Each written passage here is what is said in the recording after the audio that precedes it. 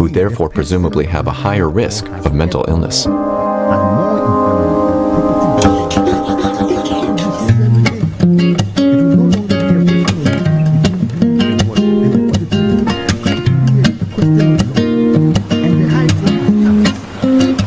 The south of France. Psychiatrist and neurologist Boris Cyrulnik works and lives in Toulon. It is just that we have probably not tested the law to the extent of getting some level of what? Disclosures.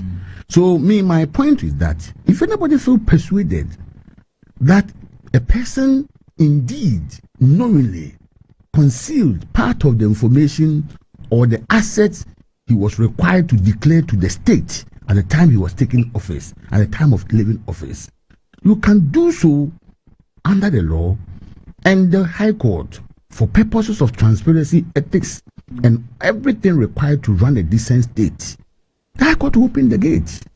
You test it. If you don't test it and leave it as it is, you only make advocacy in the press, which may not earn you anything.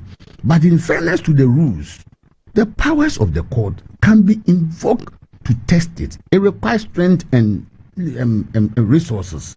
It requires stronger positions and knowledge to be sure of what you are doing.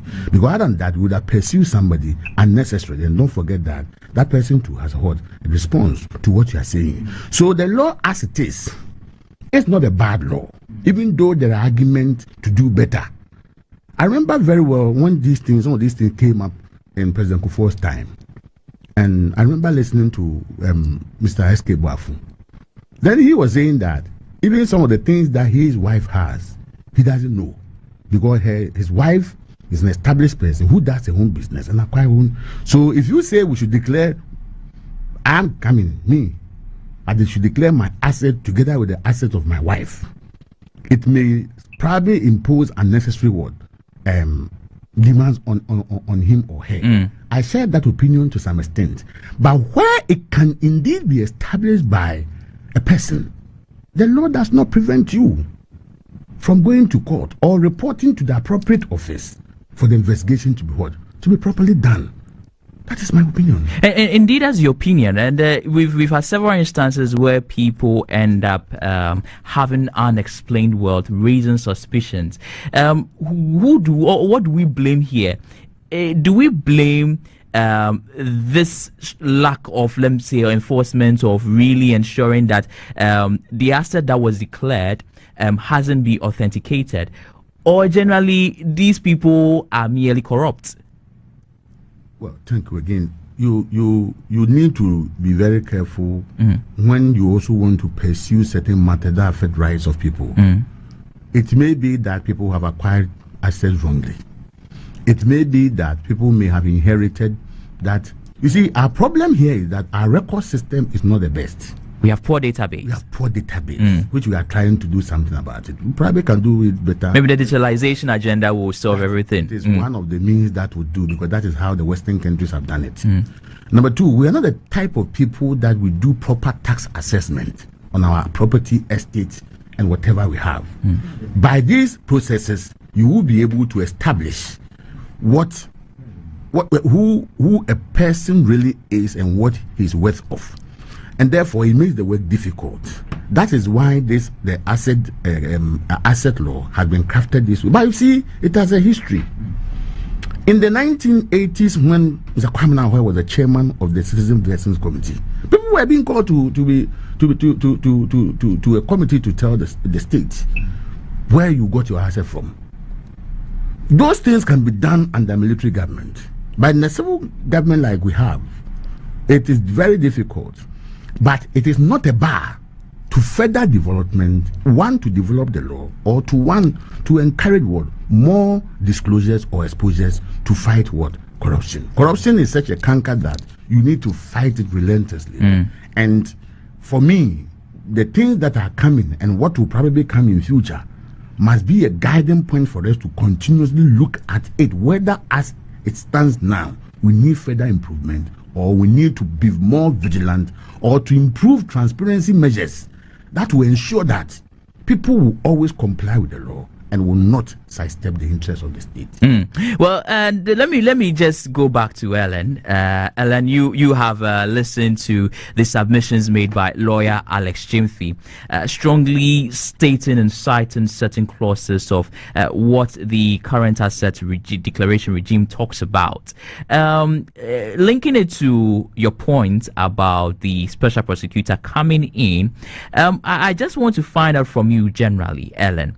Are we looking at a Pandora box that is likely to be opened if the OSP or the other existing institutions take this a step further, looking at this particular instance and past instances we have clearly witnessed?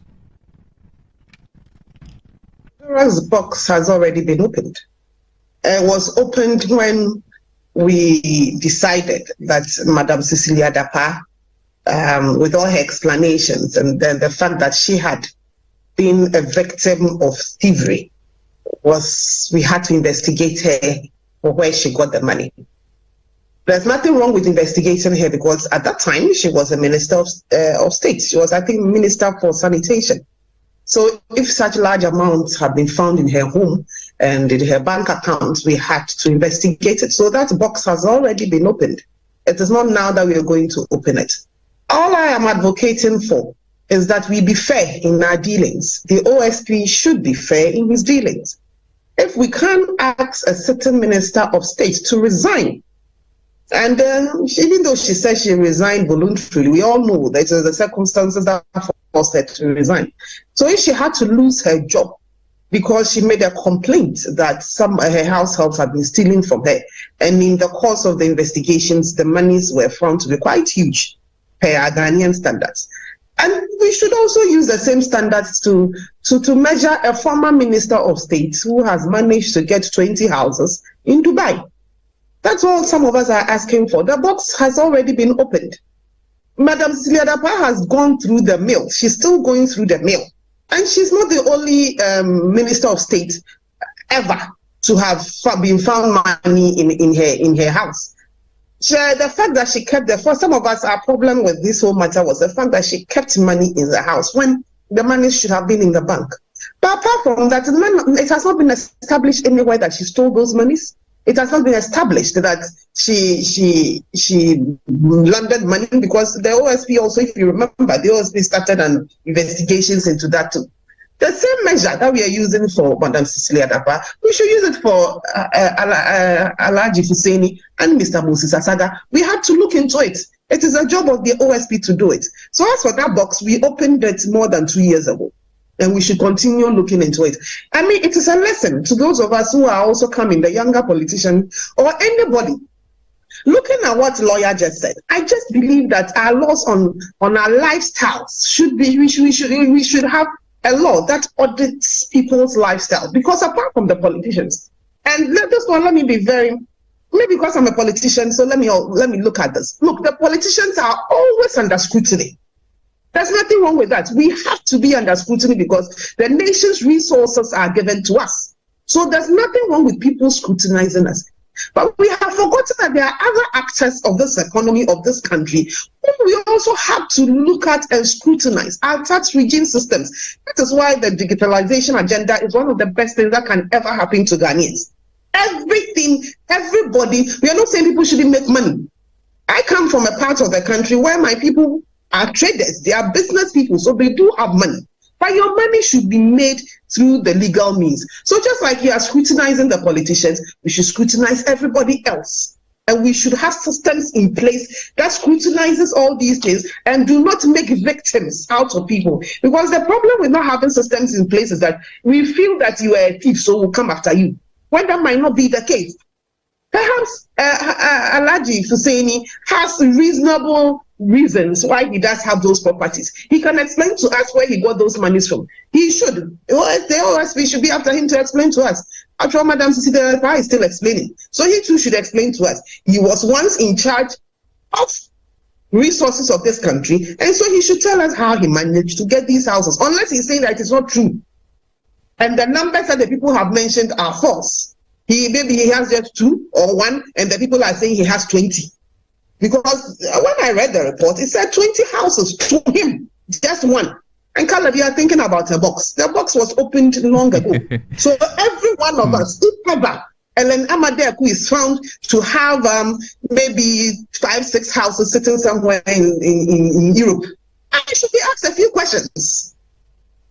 And that is what we've been doing. We started it with Madam Cecilia Dapa and others before her, but the OSP's case was more with her. So I believe, and nobody petitioned him. He can decide that Mr. Saga, Mr. Husseini, please come and explain these reports to us. And you can easily get those reports from the organization that did this. And let's also remember that the organization is an international one. They do not have any particular interest in Ghana. They did it for almost more than 50 countries. And you should look at the report. Look, they actually mention your name, the property you have, and your level of exposure. With Alhaji Husseini and Mr. Saga, it said they were politically exposed people. There were some people they had written that they are criminals. So that should tell you that nobody was coming. If you don't have those properties, they will not come after you.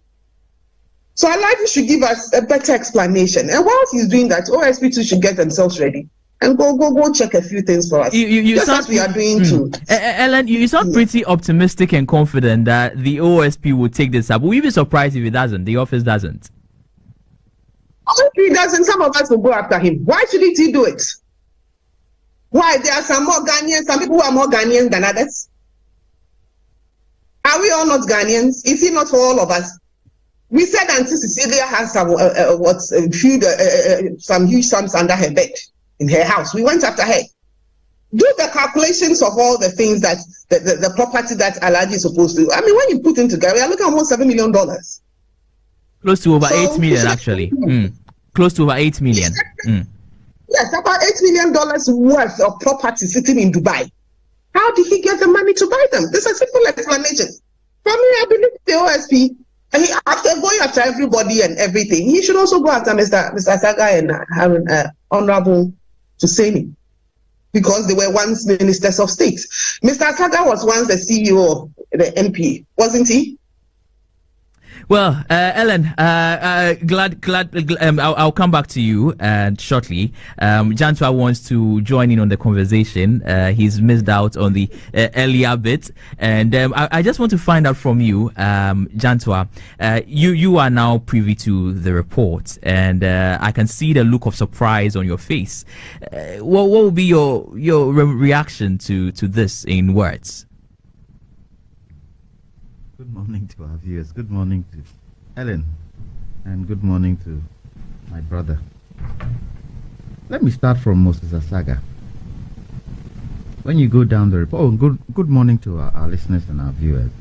When you hit on his name, his apartment is in an area called Spirit Tower, and the cost is 133,100.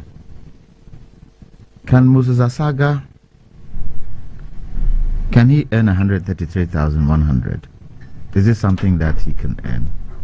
If you were to compare him to any other person, is 133,100 such an amount of money that he cannot afford to buy this in Dubai? And I ask the question, when was it purchased? Was it purchased during his time in government? Was it purchased during his time when he was it MPA boss? What time was it purchased? Was it part of his, at the time it was purchased, let's say it was purchased during his time in office, was it part and parcel of his asset declaration? Was it purchased before or after? So he needs to come out and tell us, when he purchased. But I think when you look at the amount, 133,100, Ellen can afford 133,100. My brother here can afford. I can't. Can afford it. Anybody in Ghana, if you are prudent in the way you save, even if it takes 5-10 years and you're prudent, perhaps you'll be able to afford 130. Don't forget we are saving in cedis. If we are saving in cedis, to convert to that way, to take a long time. Saving in dollars in this country. Yes, but some of us, a number of us are saving in cedis. So for me, it's the timing. is the timing. And 133,100, depending on what time it was purchased, really and truly, it's not much money. When you times it by the exchange rate, what is it? How much is it? Yeah, it's about 1 million or something. I mean, come on. For me, on Musa Saga's timing. Now, Right. let me come to my learned friend, Husseini. You see, the quantum of, and that is why you saw mesmerism on my face. The quantum of buildings there shows an intention. 20. Shows an intention. And at what time was this purchased? When you look at my learned friend's time in government, it spans from Jerry Rawlings' time, right? Am I right or am I wrong? Yes, it spans from Jerry Rawlings' time, right? He was an MP from 2000. After Wolisini also has resigned in somewhere 2006. 2006. Yes, when Dr. Professor Wolisini resigned from the. Was that when he came into politics? Yes, I think so. That was the time that Husseini came in as an MP up to 2016 or so. Okay. And under Mahama, he was a minister in two So different. you're looking at 10 years if it's to 2006 to 2016. Yeah. So one of the questions you ask, would it have been possible for him to acquire these properties after his stint in politics? Would that have been possible? And if it was possible, where did the financing come from for him to be able to afford it? 20 is no mean number. It's a lot, especially in a place like Dubai. And the quantum, if you calculate the amount of money, It's going to range into $8 million. $8 million. Yeah. Where did that money come? How many people earn $8 million in this country? Even businesses, those who, if they are not corporations like the MTNs of this world and those type of businesses, ordinary Ghanaian businesses, how, do they earn 8 million over a certain duration of time? Maybe. But for one person to be able to purchase 20 properties, there's a question mark. And It needs really- further investigation. And on there too, there's another person. Yeah, there are 4 actually. Yes. Yeah. On there, and they are all politically linked. It needs to be investigated. But you see, the challenge I have is that in this Fourth Republic, a lot of these things have come up. What has happened to the people? Nothing. Absolutely nothing. The political establishment then close in. And when they close in, very difficult to now get that person in the middle. It's become a much ado about nothing There's much to situation. do about nothing. You will talk, jump this one, nothing will happen. But something should happen. Questions should be asked. Because in this country, when somebody steals a goat, how many years is he put in prison for? He can go. He can go 5 years, 10 years for Yeah. stealing a goat, for stealing a chicken. And this is what is called is innocent until proven guilty. So I shouldn't even use that. But whether we have the guts to investigate. Look, on my good cousin's case, Cecilia Dapa, when it got to a stage, the public prosecutor, the special prosecutor got frustrated. I went to one of his meetings. When I say meetings, they had a talk at the CD hall in Legon, and this issue came up. And the way he was talking, you could see that he was frustrated, as if there were impediments in his way. So he figured that, well, the best person to send it to is Yoko. I'll hand everything over to Yoko. And so where you have situations where the establishment tends to close in then it becomes very difficult for the people to see the truth in it. First point of call, let's look at his asset declaration. And you see, Caleb, this asset declaration, it shouldn't be made secret. I keep saying it. Yeah. It should be made secret. You are being put there by the president. Well, James Fee actually disagrees anyway. Well, he disagrees, but I think it shouldn't be made, because how many times have we seen asset declaration, something happening, and they go in and say, no, this person, what they put there is not what they've got, or what they put there is what they've got? How many times? No, is it not that Why? we also not be vigilant enough What? to follow such things after even the people have left How office? do we Well, do it?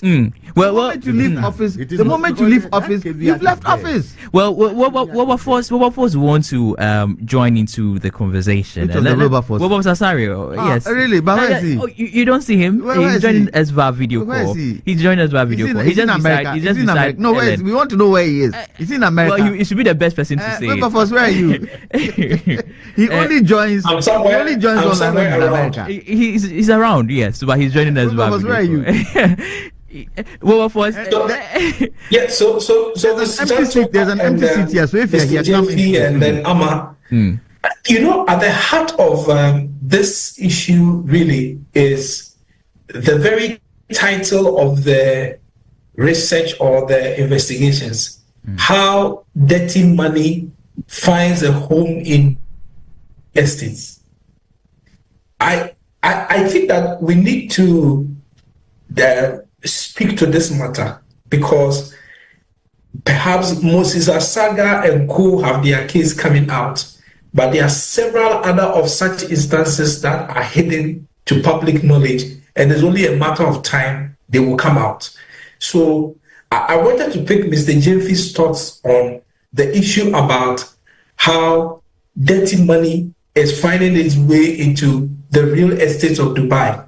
How do we deal with this matter? Because a lot of people are doing this. There's only one that has come out now because of an investigation. But it's possible there are several others, some of them politically exposed, others maybe not politically exposed. So perhaps Mr. JV first, and then Amma, and then Mr. Jantua.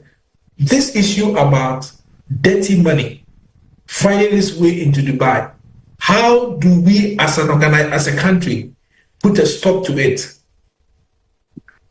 Well, he wants my response. Yes. Am I on air? You're on air. Thank you, my brother. This thing, it goes back to the same point I made. How the society will be vigilant to follow and to monitor how people in public office acquire wealth. As for me, I have always said that there is a decision in, I don't remember, it's Derbyshire County versus the Times newspaper, somewhere in 1994. He said, if you are a public officer, the critique on you, the standard on you should be higher. And so the critique on public officers, the searchlight on them, the bar should not be lowered, because there is a lot of temptation and exposure to public resources managed by public officers. The temptation to engage in fraud or engage in underhand dealings that will lead to personal enhancement has always been there. So just like my brother said, I want the vigilance to be stronger. Corruption is a cross-border activity. What we are talking about has happened far away in somewhere in the Emirates. And therefore, activating the state institutions to investigate, to monitor, to put the searchlight, independent organizations, CSOs, established government corruption anti-agencies working around these things should not cease, should be a continuous process, so that we can always ensure that we bring people under the law. Dirty money, you read about Nigeria very well, and you see how people stole public money and kept them in UK banks and those things. Through such activist politics, activist engagements, many of these things have been exposed. It has gone to court. Some of these monies have come back to Nigeria. But we don't need to allow it to go to the extent to which we find this. But we must also not we should be careful in making such things as reported immediately look like they are true, when we ourselves either have not taken independent decisions to look at it, but just to take what somebody has done hook, line, and sinker. If you look at the position I hold, maybe because I'm a lawyer, so I'm being restrained, just on the face of it to say yes, they are true, or on the face of it just to say they are false. But just to be cautious, but once the state machinery is set in motion to investigate and is established, then the due process of law can be visited on them. So that's how I want to look at it, my brother. But the truth is that when it happens this way, you see, we are politically conscious people. It comes in somebody's time and we shout from the rooftop. We don't even allow the system to be investigated, or the system to take a normal course to expose what has been reported to be true or not. We just go to town with it. And those who were shouting from the rooftop, if similar things are found by them, ordinarily you would not expect that people will be what? People will be lenient with their responses. So my position is clear. The law must be activated. You see, in the US they have something they call Foreign Corrupt Practices Act.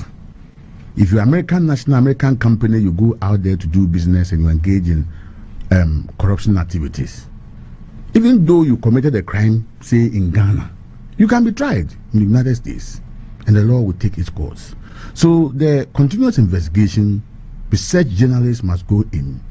It's welcomed, but it should not be, in my opinion, that immediately some of these things have come up, we just tend to believe it. Let me cite one example, very controversial, but it became true subsequently. You remember the Guazo money? Ismail Guazo, who was a national security advisor to General Abacha. When Guazo money was reported by Ghanaian Chronicle in the late 90s, the defense that was put up by very respected people in Ghana, I don't want to mention names, very respected people who were cabinet ministers under Rawlings and Rawlings himself. Before Rawlings died, what happened? Rawlings admitted that the Guazo money came, even though it had been vehemently challenged and denied. Meanwhile, Chronicle reported where the Guazo met, came to the Air Force base, whatever. I remember those days how powerful Ghanaian Chronicle was.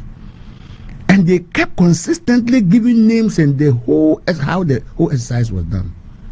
Very senior, respected people in Ghana, senior citizens now, denying it in total. But before Rawlings died, he had an opportunity at somewhere and said, oh, the Guazo money, it came. But it wasn't $5 million. It was $2 million something. So, you see, with time too, with time, just like we have seen what is happening, when the people were allegedly involved in these things, they thought that they were doing it secretly to the extent that they will be protected. But I am being cautious because now it is easier for more information to be obtained on some of these matters. And once the report has come out, we need time to look at it and to probably do other checks independently so that we don't necessarily defame people. I was never happy with the way Madame Cecilia Dapa was treated. I was never happy. At a point in time, I didn't even understand and know the powers where the OSP was acting from. But the public opinion at that time was said that the matter was so bad that the state needed to go through it. In the end, we have seen that some of the measures taken by the state were probably not the best approach to deal with the matter. So, yes, with time, some of these things will come up. Yes, we need to look at it carefully to the extent that we do not have to harm people's image unnecessarily, or certain things that are unwarranted ought not to be done. That is not to say that we leave people for them to enjoy such dirty wealth. No, we need to apply the law.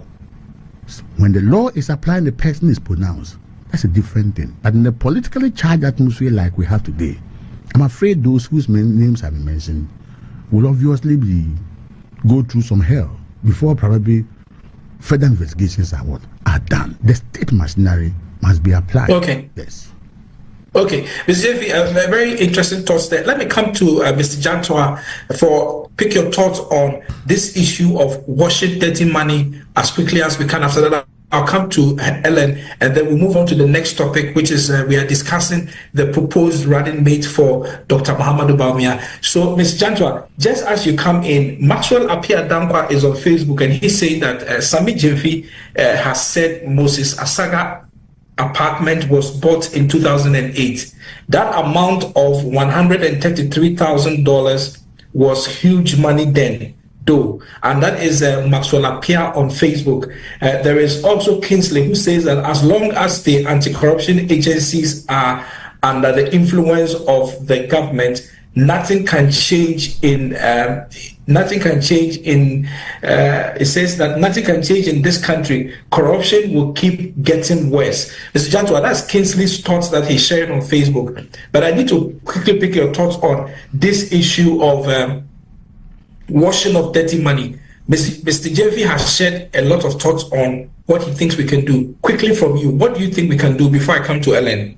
You see, apart from situations like this, in Ghana today, people are washing money into properties. Let's take an audit of all the properties, the new properties in Ghana today. Take an audit of it and go and find where those monies are coming from. People are coming into the country, criminals in this country, and even some of our political, are using money illegally got to wash money into property. So we probably have not been able, if I dare say, we have failed with the corruption tag, unfortunately, especially in this Fourth Republic. You know, our presidents in this Fourth Republic have used corruption as a tool to win elections, but unfortunately when they come in, they seem to be overwhelmed in terms of being able to handle corruption in the country, because corruption kills a country. Monies that are supposed to go elsewhere go somewhere else. But you see, the other thing is that why do some people go into political power? Why do some people fight to get into positions of, political power? We have the perception that politics is a business and it's not to serve. So people go in there to try and make money, and it's not the place to make money. President Akufo-Addo did say, didn't he? He said to his appointees, if you want to do business, you cannot do business in my administration, go to the private sector. But haven't we seen so many things come up which shows people are doing business, which shows people are trying to grab, which shows people are trying to make money whilst in power? And so it behoves on us, the Ghanaian, to be able to scrutinize those who come up and say, we want to stand for X, we want to stand for Y. And also scrutinize appointees by the president of our country. When I say the president, I don't only mean the current president, but any other person who comes up and wants to stand for president and wins an election. Their appointees have to be scrutinized, and scrutinized well. That's why my good friend Mr. Jemfi doesn't agree, but I feel the asset declaration should be exposed for Ghanaians to see. So what? If I have a house in London, if I have a house in Ghana, if I have a house in South Africa, before I came in, would it not show in the asset declaration before I start whatever appointment the president gives me? And after I leave, if I have acquired something else during that tenure, will it not show? But this secrecy of assets declaration that we are not doing, we keep it secret, and even when things happen and the Auditor General goes and looks at it and exposes, they don't come and tell us what is in that document. They don't tell us. But it's the people who put the politicians there. And it's the politicians are there, the people put them there to serve the people, us. But we are not entitled. We have to be, because I was astonished. I was astonished when I saw, 20 properties owned by my good friend, lawyer Fuseni. I was astonished because I was trying to work out in my mind, properties in Dubai are not cheap. To even get there to buy, you'll be scrutinized. It's not every Tom, Dick, and Kweku who can go and buy a property in Dubai. Under what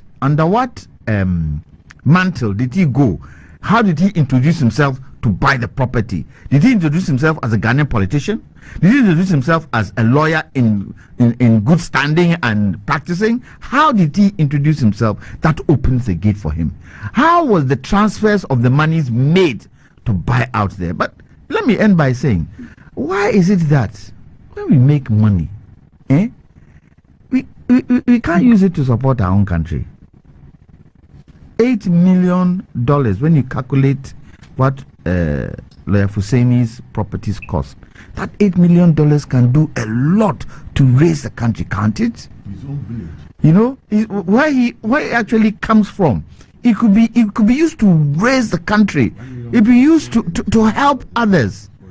Yes, the question of where the money came from should be asked, and I hope that he would not, now that this has come out, in order not to prejudice himself, at least he would give us some idea of how this came up. If it were me, I'll definitely come out and say, I've got this, I've done this, I did da. This is how I bought it, da. Especially when I know that I haven't done any corruption.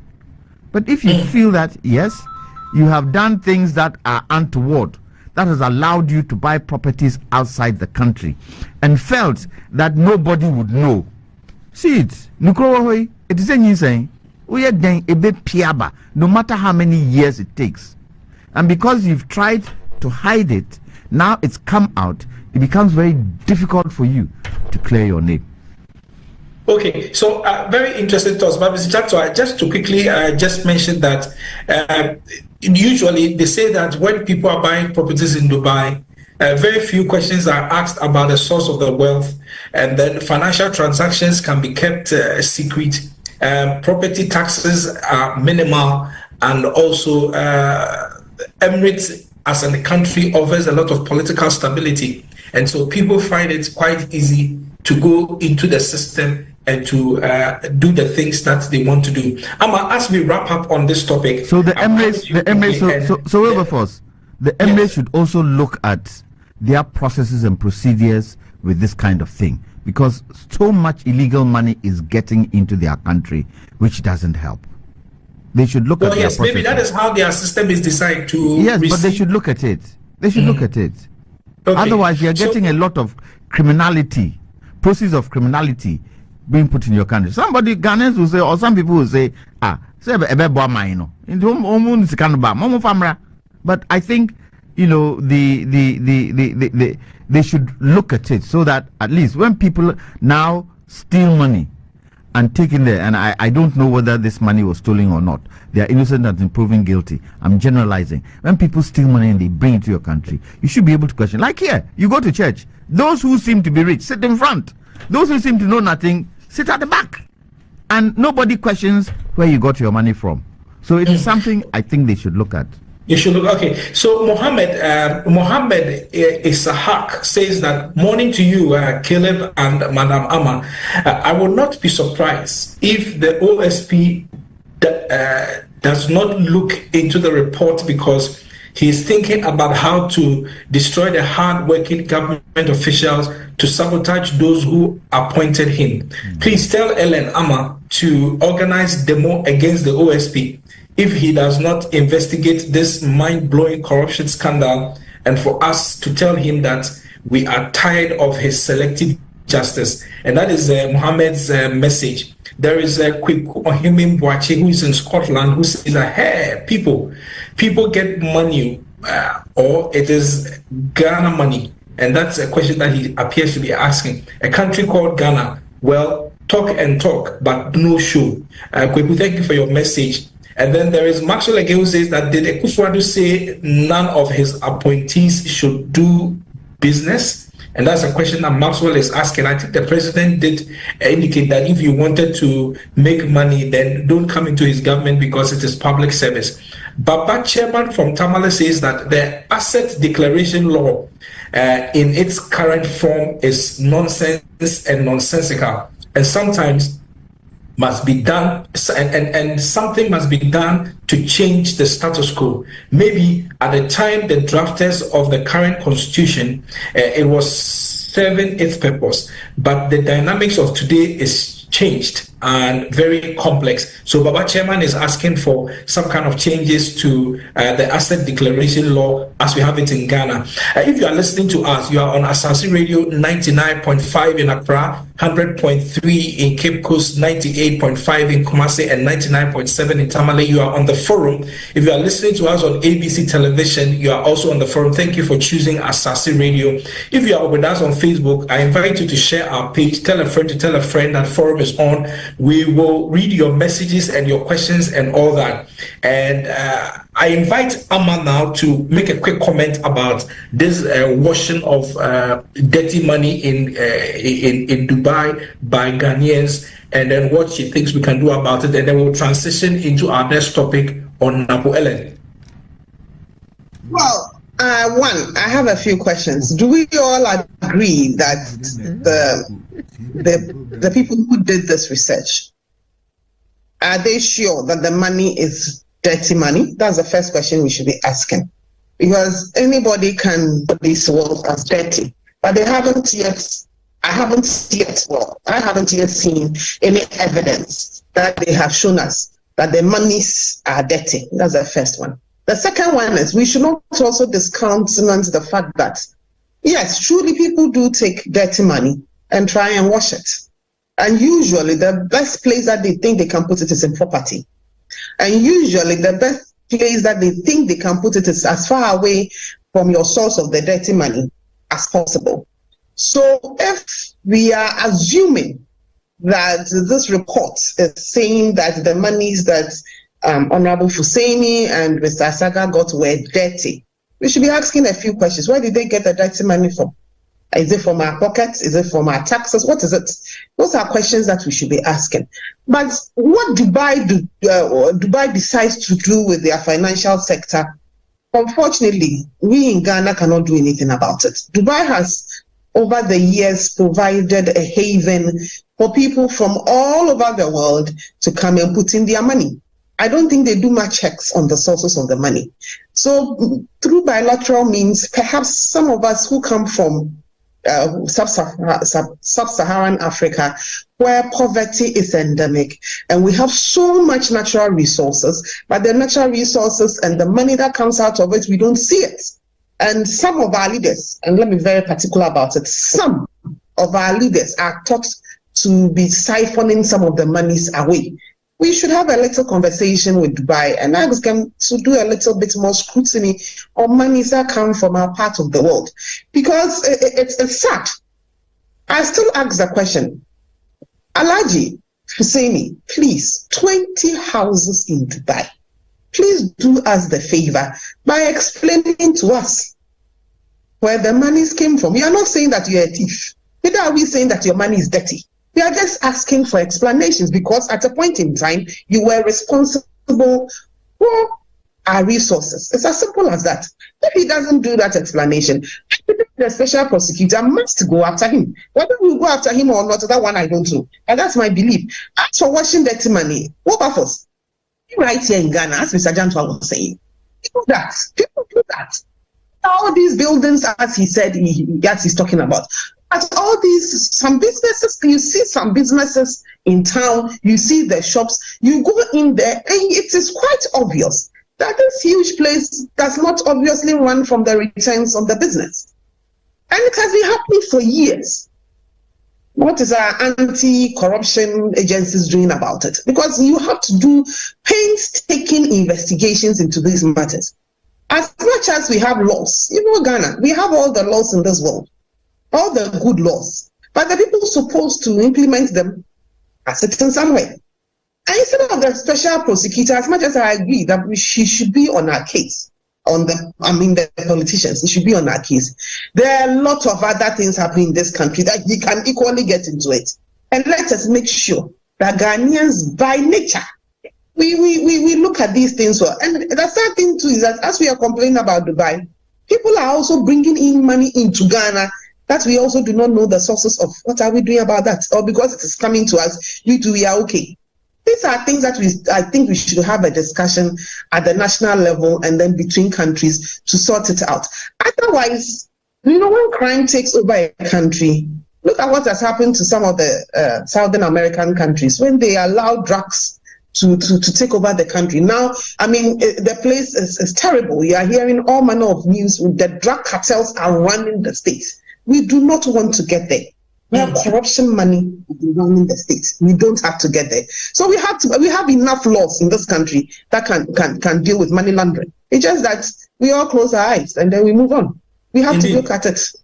Indeed, and I'm reliably informed that Nick Bako Samoa Ado has finally made his way to the studios. Nick, let me officially welcome you to the show this morning. Abdul Basit Mahama is on Facebook and he says that according to some estimates, African countries are losing at least 50 billion United States dollars annually to illicit financial flows. The banks are complicit. And he comes again to say that monies acquired illegally is funneled abroad using offshore financial structures and often with the help of complicit or negligent banks, lawyers, accountants, and real estate agents. And that is some concerns that Abdul Basit Mahama is raising on Facebook this morning. And I'm coming to you shortly. You have just 3 minutes on this topic before we transition to the next topic. Lee says that I don't agree with people saying OSP should take the matter up. I prefer Yoko to the OSP. What has OSP done about the airbars? The OSP credits, the OSP credit now stands on a slippery ground. He cannot be trusted when it comes to cases concerning NDC. And that is Lee's message. Inus Afuseni has bought a whole town. And that's an allegation that Lee Tekbo is making. Now, quickly, let me just read George Ampofu's message and then we can move on from there. George says that this report has come to expose irritating hypocrisy of the Ghanaian media and the so-called CSOs. A lot of the media houses have shied away from this report because it involves their favorite people. Only Asasi and a few others have a genuine concern for our country. We're grateful to Asasi Radio. Thank you, Wilberforce. This is George from Cape Coast. George, thank you for your message. Asasi Radio indeed is concerned about this country. Let me come to Ni before I read the other messages. Ni, you have 3 minutes to make a comment on this Musa Saga development and what you think is the way forward when it comes to the issue about washing of dirty money. Ni Bako. Good morning to all of you. I am in the chair here. You are telling me I have 3 minutes. I'm going to just put you off. It's as simple as that. I am in the chair here, and the program. You are the official host this morning. As you can I agree. I will challenge you on that. Chair, so you cannot tell me the number of time. I'm going to put you off very soon. Yeah, it is a concern. I agree. I share Ellen's sentiments minus the name colleague, because at the end of the day, this is not an official Emirates government report. You understand? So it is as if I get up this morning and I decide to say that from some investigations, Mr. Jantua has laundered money in the Caribbean, or my learned friend here has some money somewhere. It is only fair that the persons who have been mentioned are given an opportunity to what? To react to same. I've not heard any of the persons who have been named impliedly or expressly admits that they have houses in Dubai. What I heard one of them say that he has the capacity, having worked over this number of years, to at least own a house in Dubai, if he so wishes. But I have not heard any of them admit that indeed they own a house in Dubai. And I think that the onus of proof is not on them. If this coalition, which is supposed to be an anti-corruption platform, has evidence that these people own houses and stuff in Dubai, which is inconsistent with their wealth, and right now they are not public servants. That's the other thing. They are no longer public servants. However, if there's evidence that at the time they were public servants, they have engaged in some corrupt activities, then I don't know what the alternative, because as of now they are not public officers. So I wonder what the mandate of the OSP would be. Yes, it goes into private persons as well, but retroactive application of their powers in respect, unless you have specific.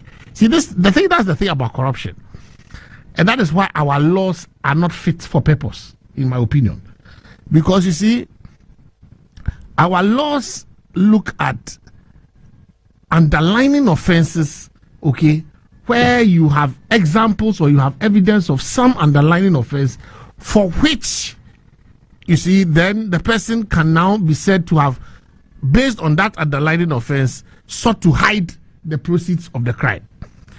We have failed to take some inspiration from our constitutional provision that is looking at lifestyle not supported by income. You understand? So that you are a public servant, your income is 2,000 cedis. So how did you get maybe, and at the time you entered into office, you have declared assets. So your asset declaration form will show that, look, I have at the time one developed plot, one house or 2-bedroom house, as at the time I became a minister. Then, because let's say, for example, I become a minister at the age of 30, right from school. And at the time I'm declaring my assets, I say I have one plot of land. Then within 8 years, I say I have 3 houses. Or I'm identified, or somebody makes an allegation that I have 3 houses. If there's evidence that those houses belong to me, and I'm not able to explain it from the known sources of income that I have, then automatically there must be a confiscation regime that will confiscate those assets to the state. That is how we can fight corruption. So that at the time these persons who were public servants entered into public office, what were the assets they declared as at the time they entered into office?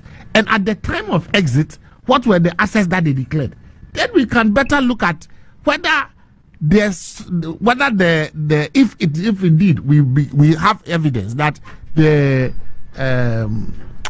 assets that they are alleged to be in Dubai belong to them, then we can begin to do some proper investigation. So I'm calling on the OSP to ask for immediate, or to lay before Parliament through the Minister of Justice, serious bills that seek to look at lifestyle audits.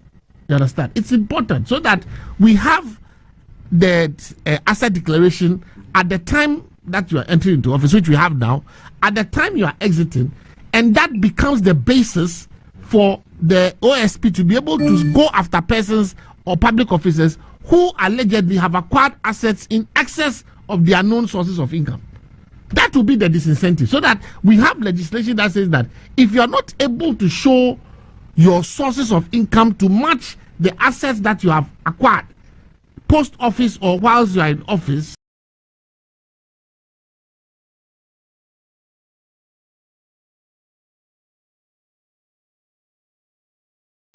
those assets automatically become confiscated to the state, because the implication is that, so that the onus of proof is not on the prosecutor. The onus of proof is on you to show that if you were, let's say, a minister, we all know your source of income. Maybe you were lecturing on the side. Maybe you had a pharmacy business. Maybe you had some other business. Maybe you were a medical officer. If we put all those sources of income together, can it match a house in Tasaku or a house at Airport Hills? Those are very, very important. And then also, those areas that we know are used for money laundering, such as what? Real estate and all those places. When a politically exposed person or somebody comes to pay for, you must have a duty to report to the GRA. Those things are important, because if somebody purchases a house for $100,000 cash, none of these are real estate companies report these matters to the GRA as having been as a transaction. You must be able to report the person, the name. You're not reporting him because you are reporting him of tax evasion, no, but you are reporting the transaction, so that GRA will take up that transaction. Don't these institutions pay taxes on these things? When somebody goes to buy a real estate property for $150,000, don't they pay taxes on it? You are talking as if you are not in this country. There are a lot of cash transactions that go into real estate. A lot of cash transactions. And there is no paper trail. There is absolutely, indeed, because of the digitalization age that we are in now. When you are going to pay for your stamp duty and all that, that information is captured. So a lot of people don't even want to register their house documents, because all that information will be captured, and you are in a system. So, like for example, now the police are able, if you have tinted glasses and other things, they will pick your number. On your car. Yeah, on your car. They will pick it. I've had experience. They will pick it, and then it will be at the DVLE. So when you are going to renew your roadworthy, it will show that you have a tinted glass, and you have to remove it, take a picture, and send it to them. I was very impressed, very, very impressed with that. That is, if we are able to move beyond that and advance, and even not for the whole car, but for the front. No, yes. So wherever, so if you have an offense, so that for the front, not the back. So if there's an offense or you commit an offense, because your details are in the DVLE, when you are going to renew, it's blocked. So if you have a fine or whatever it is, you have to pay. That is a serious improvement, and they've done that even at the Lands Commission. So it's now an integrated. What I'm looking for is a way that once you go to buy property, for example, and I'm looking at the real estate as a typical example. Yeah. You should be, once you do that, a transaction like this, it should be reported in the system. You understand? So who is the person buying? Because we've done that for the Companies Act. So beneficial owners, you have to show who the beneficial owner of the company is. We've got to go beyond that into, because you see, it is not the public servant who gives the bribe. It is somebody who gives the public servant the bribe. And when you give the public servant the bribe, the public servant has to wash it. But sometimes the public servant demands it. Fine. Whatever it is, if the transaction goes on, the person has to find a way of disposing that income. He won't put it in his bank account, because that would be stupid. If you put it in your bank account, it will be flagged, because your bank account has a certain regular flow. So if you are a public servant and your salary passes through there, and all of a sudden you put in a $200,000, evidently the Bank of Ghana rules and regulations will require that they flag it and report and raise a suspicious transaction report on you.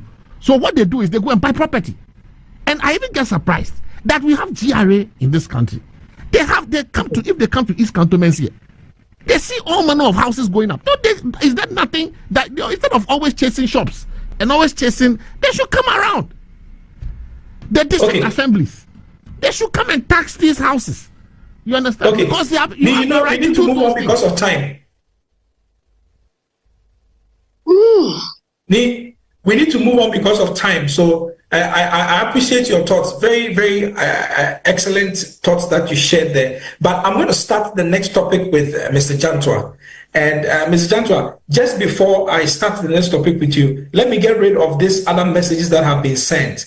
Chum Daku says that I have noticed Mr. Jantua's feeble comment today on the Dubai scandal, and to tell you, I am not surprised, because I bet you he would have firing on all cylinders if the alleged culprits were from the current government.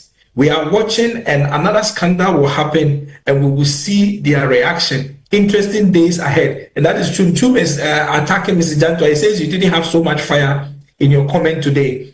Okay, so quickly, Abdul Basit Mahama says that the registrar of companies must ensure that all companies complete the beneficial ownership data and have it online so we can query on the go. For instance, www.gov.uk allows the public to find company information using beneficial owners' names or business names.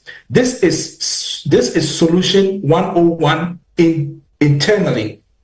The Financial Intelligence Center should either be scrapped or empowered to work and not sit and wait for red flags only to be paid at the end of the month.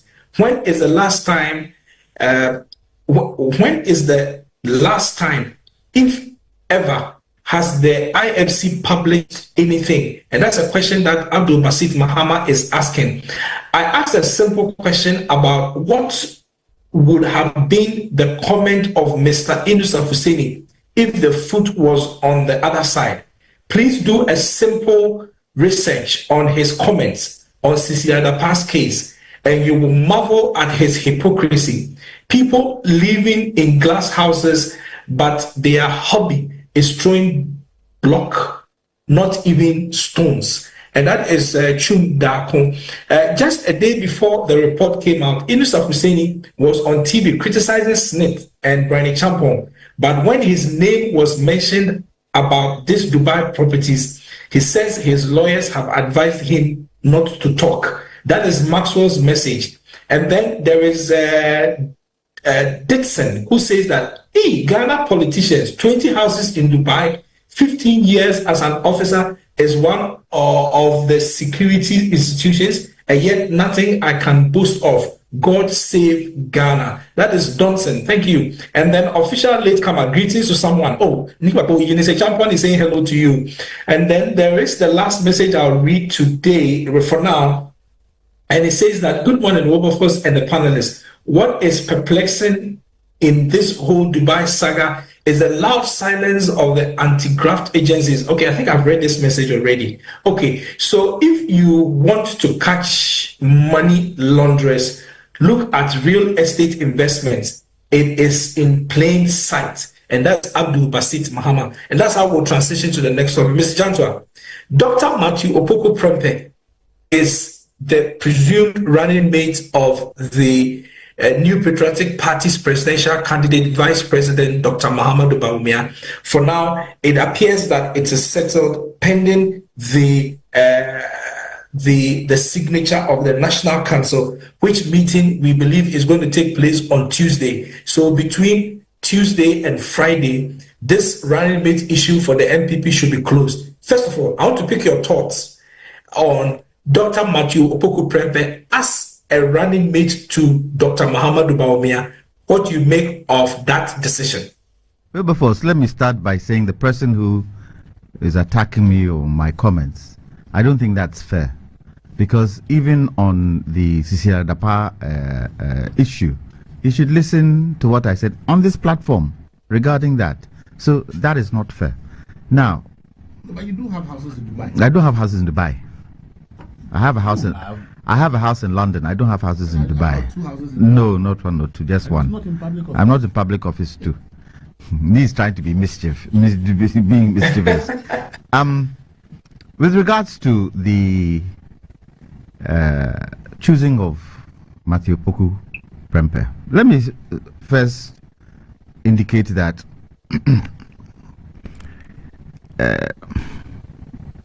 Dr. Opoku Prempeh is my nephew.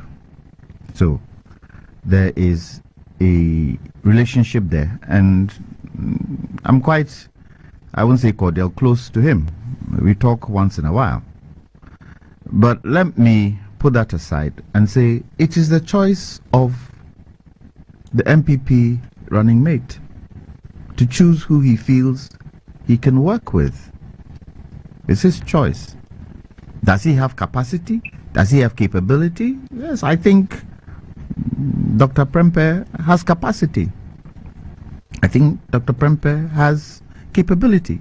The only challenge I have is that will he overshadow the flag bearer if they happen to win? Because of the kind of exposure, strength, and the way Dr. Prempeh handles his things, will he overshadow him? I guess he would be, for me, of all those names that we have seen, he would be somebody who can help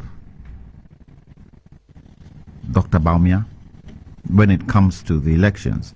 For me, this election is the one place that would really pull this election is Ashanti.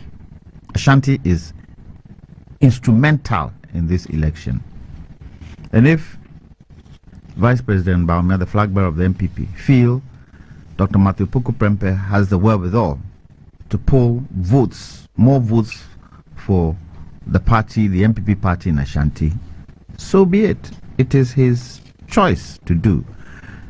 And I'm sure quite a lot of people within the MPP feel Dr. Matthew Poku Prempeh can do what is expected in terms of votes in Ashanti. Look, if the MPP get over 75% of votes in Ashanti, they could win the election.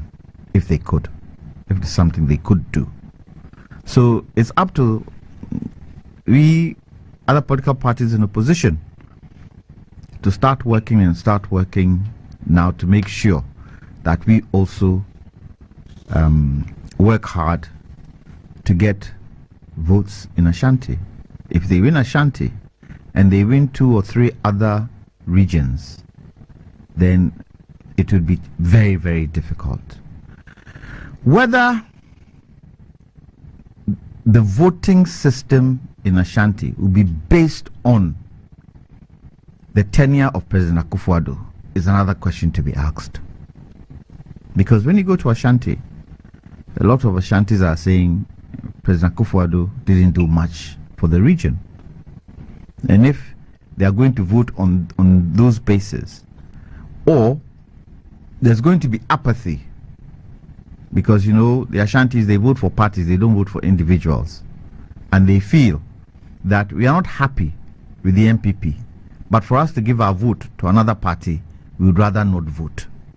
Then that too becomes a challenge where the other parties too can also get in there and edge out the MPP in terms of, you know, the apathy factor of the supporters of the MPP in Ashanti. So let's see. I don't see anything wrong with the nomination. It is something that the entire MPP party should want to agree with. Although we've seen or we've heard 1 or 2 members of the MPP indicate that they don't think Dr. Matthew Poku Prempeh is the right person in there. That is their cup of tea to settle. But remember that the moment they start doing that, then it plays into the hands of opposition parties and it starts wedging, creating challenges for Dr. Bawumia and his running mate. Because where elections are concerned, everybody, so far as the flag bearer, the vice, and whoever is chosen, is up to the party to follow suit 100%, in fact 200%, 300% support given to them. The moment you start getting wedges in, it can create challenges for the party. So for me, I don't see anything wrong with it. If that is what the flag bearer wants, fine. I understand, and I'm not sure whether it is true, but on some of the other networks, we were told that when the flag bearer introduced the name to the president, there were some reservations, which, you know, he later agreed with the choice. So let's see, but I hope for whatever it is, there will be 100% support for the person he's chosen. But remember, Dr. Matthew Poku Prempeh would have to be able to defend the economy. That would be key. Dr. Matthew Poku Prempeh has been Minister of Education. the running mate for President Mahama has also been Minister of Education. That would be instrumental in terms of the way people judge both their performances there, and that can also probably inure to the benefit or inure to the disadvantage. Then where Dr. Matthew Poku Prempeh is concerned, the energy sector and Dumso. Remember that the MPP were able to keep the lights on for nearly 7 years. And in this last bit, there have been huge challenges. Certain comments made by Honorable Matthew Poku Prempeh were taken as distasteful. It's up to him to be able to come and explain, if the need be is to explain to Ghanaians why those comments. Otherwise, that's one. Yes. You made a comment about the fact that Matthew Poku Prempeh is likely to overshadow the vice president. How is it possible that a subordinate will overshadow his boss? I just want your thoughts about that quickly in 1 minute. He's a subordinate. When the president is not in town, who takes over? Does that make him a subordinate? Don't let us belittle the position of vice president. But when you see Dr. Matthew Poku Prempeh, his verve and his forcefulness, it can easily, his way of articulation, it can easily. Is that not what the candidate needs to support his bid to get elected? The approach on how it is done.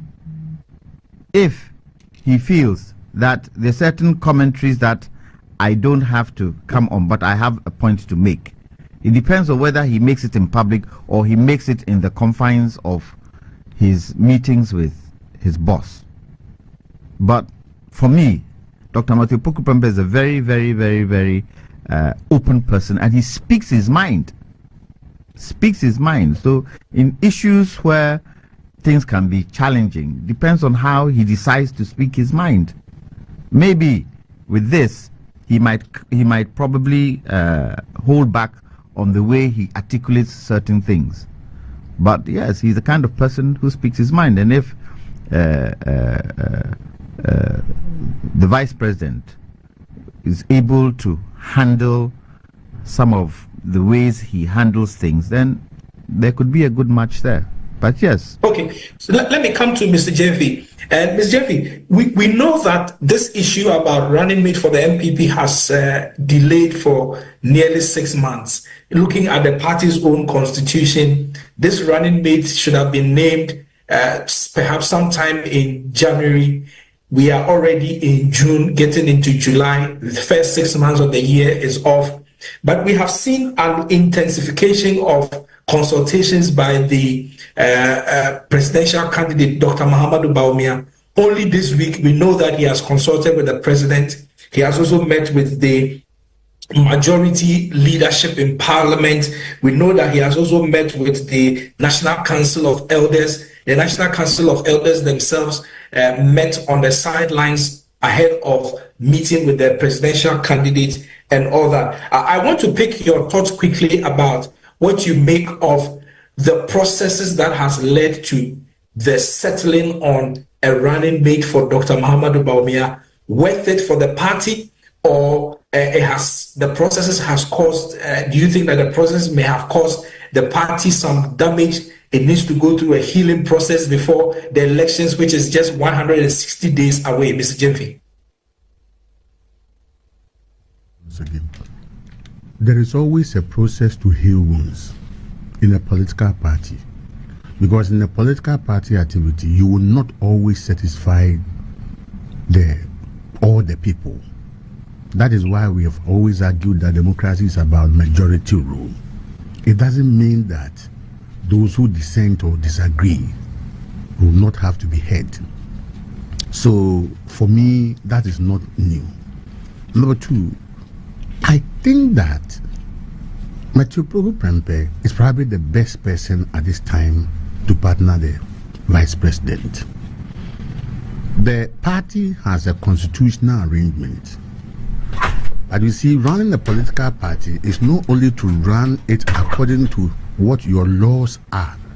You also develop conventions or regulations. By MPP convention, they have not always kept to the party dates. If you look from 92, 96, 2000, 2004, 2008, and up to now, you will see that whenever the party is in power, the arrangement is a bit different.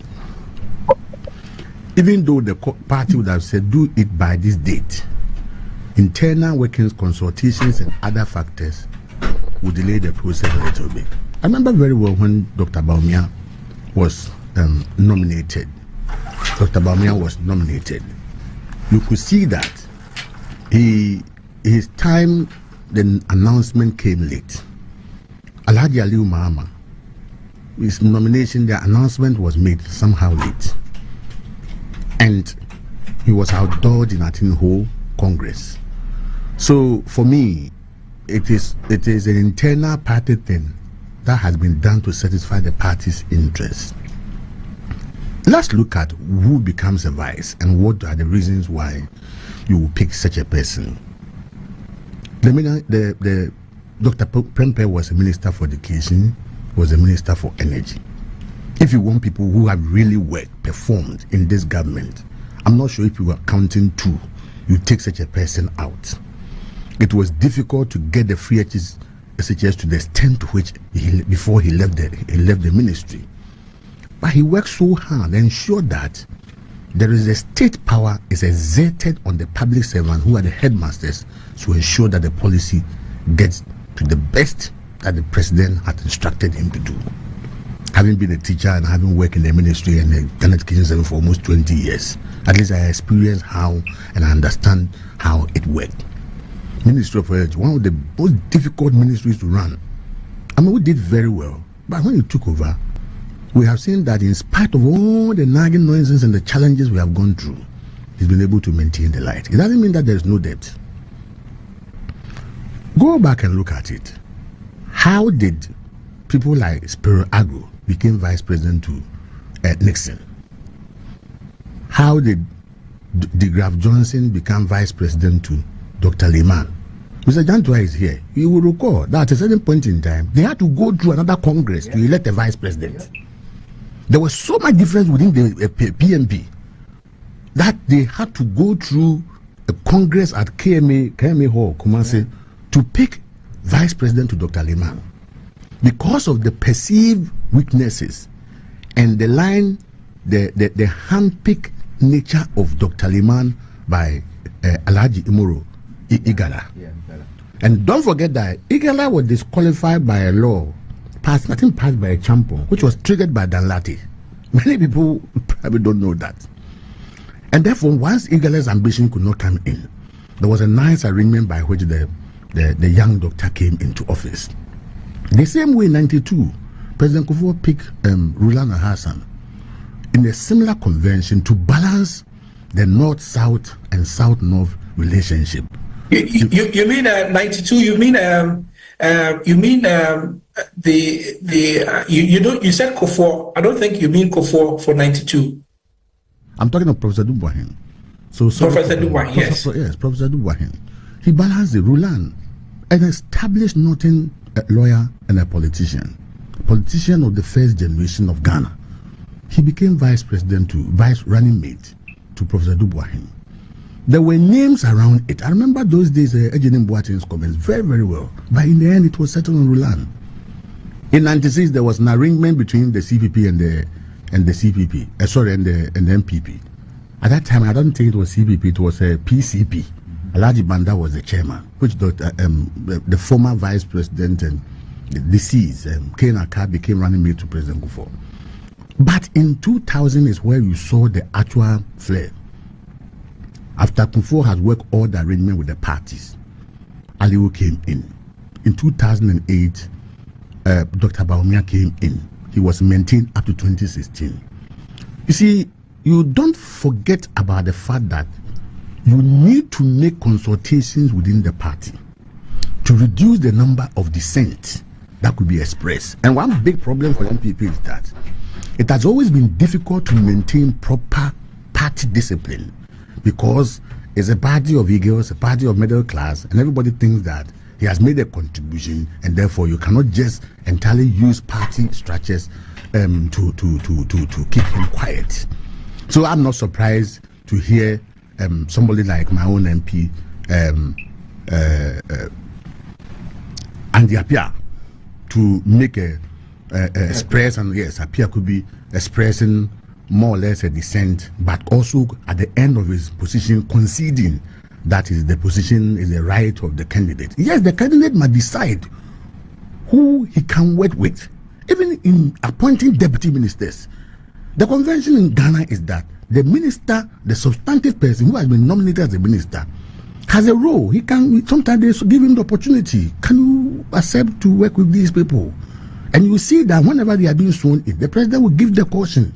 If I get to know that you are doing anything to undermine your substantive minister, I shall withdraw you or I will revoke your appointment. The same way that is the private decision of the candidate to nominate or pick somebody he wants, and he informs the sitting president, the party is in power, it goes through the processes and then it is approved. That same process has been, even though I concede that there were other names that had been bangled around, the current Minister for Education, the Chief of Staff, Natoshi, and other people's name have been. And all these things are not new. All these things are not new. How did Dick Cheney become a vice president to George Bush Jr.? He was the person in charge of the committee to look for a possible partner for George Bush, then candidate, only for him to end up becoming the person the party settled on. That was how Dick Cheney became vice president. The same way George Bush Sr., he became vice president running mates to Ronald Reagan after the contest had been run by a large number of interested people, and George Bush becoming senior, second. Don't forget, George Bush Sr. was an ambassador of Jimmy Carter to the United Nations. So you see, dynamic, various factors could come in. But in this instance, I think the vice president's strategic decision has worked to some extent. You have problems with Ashanti votes. Many people have issues with, many people, Ashanti MPP people have issues with the current government. Many things the government promised them, they think had not been delivered in the manner they expected it. So it wasn't surprised that we had to work so hard to get the oil port named after Utumfajiman Prempeh the late. Therefore, if you have to look to Ashanti to get a running mate, who do you pick? Who is the most performing person? And who has the clout to meet your opponent, as they say in politics, quote unquote, pan for pan, boot for boot? And just like my Leonard Senior said, the two supposed running mates have all occupied the Minister for Education, and the record will be massive. Because I remember Dr. Opoku's Prempeh's interview with Kaba 3-4 days before he died, and his responses to some of the policies that was run by Professor Nana Jane before they left office. So my point is that the permutation is not bad. My point is that the two candidates will now have to learn more on diplomacy and party communication. The vice president has changed his style and politics to the extent that he has gone to the ordinary person on the ground. A strategy Professor Mills did to kill many of the allegations of his weaknesses and his health and everything, of which helped him to win the election. Don't forget that in 2008, whilst Mills was doing those things on the ground, Rawlings was the one who actually led the party machinery. The strength demonstrated by the former President Rawlings, I was wondering where he was getting those strengths from, because having known him in the Ghanaian politics from 81 up to 2000, I thought that he had enough. But he led it to the extent that on the three phases of the election, wherever it matters, he was there. In fact, before the next day to go to time, Rawlings, throughout the night, had gotten to time when the candidate was nowhere near time. So I expect the same thing from His Excellency the President now. His legacy must be that he will be able to maintain power and the idea of breaking the 8 will be possible. For the vice president, he is the biggest hope for the Ashanti now. I cited an example 3 days ago. When Kodua and Nanabi were elected executive members of the party, it changed the hopes of the people in Kumasi. Because your biggest source of vote and your aspiration for the UP in the last 60, 70 years has largely come from Ashanti.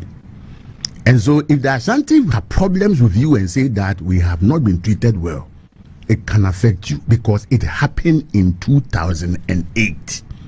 When my own sisters and my brothers complained that because of this mayor, we will not vote. Government did everything to motivate people. Many people didn't go. And therefore, apathy could affect. Number 2, where is the gentleman coming from? He's coming from Asia. It adds weight to how. But this weight can actually be actualized if you make use of the privileges you have. So we shall see how the party strategies will work the arrangement to enhance the campaign of the vice president. It is a duty that the party strategists and leaders should not fail. Then the general issue, what does he add to the ticket? He balances the ticket. He's very intelligent, he's very forceful, he's articulate, he can defend himself at any stage. That is very good.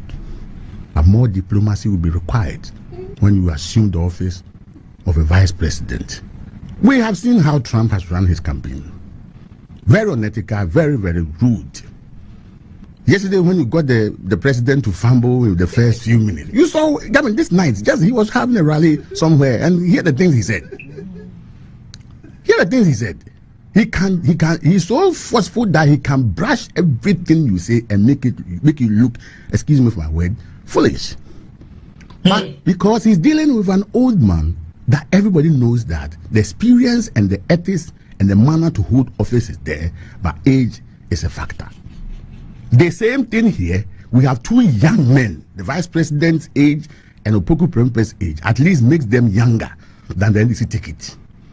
Because NDC ticket, they are elderly and with public service experience, they all have experience now.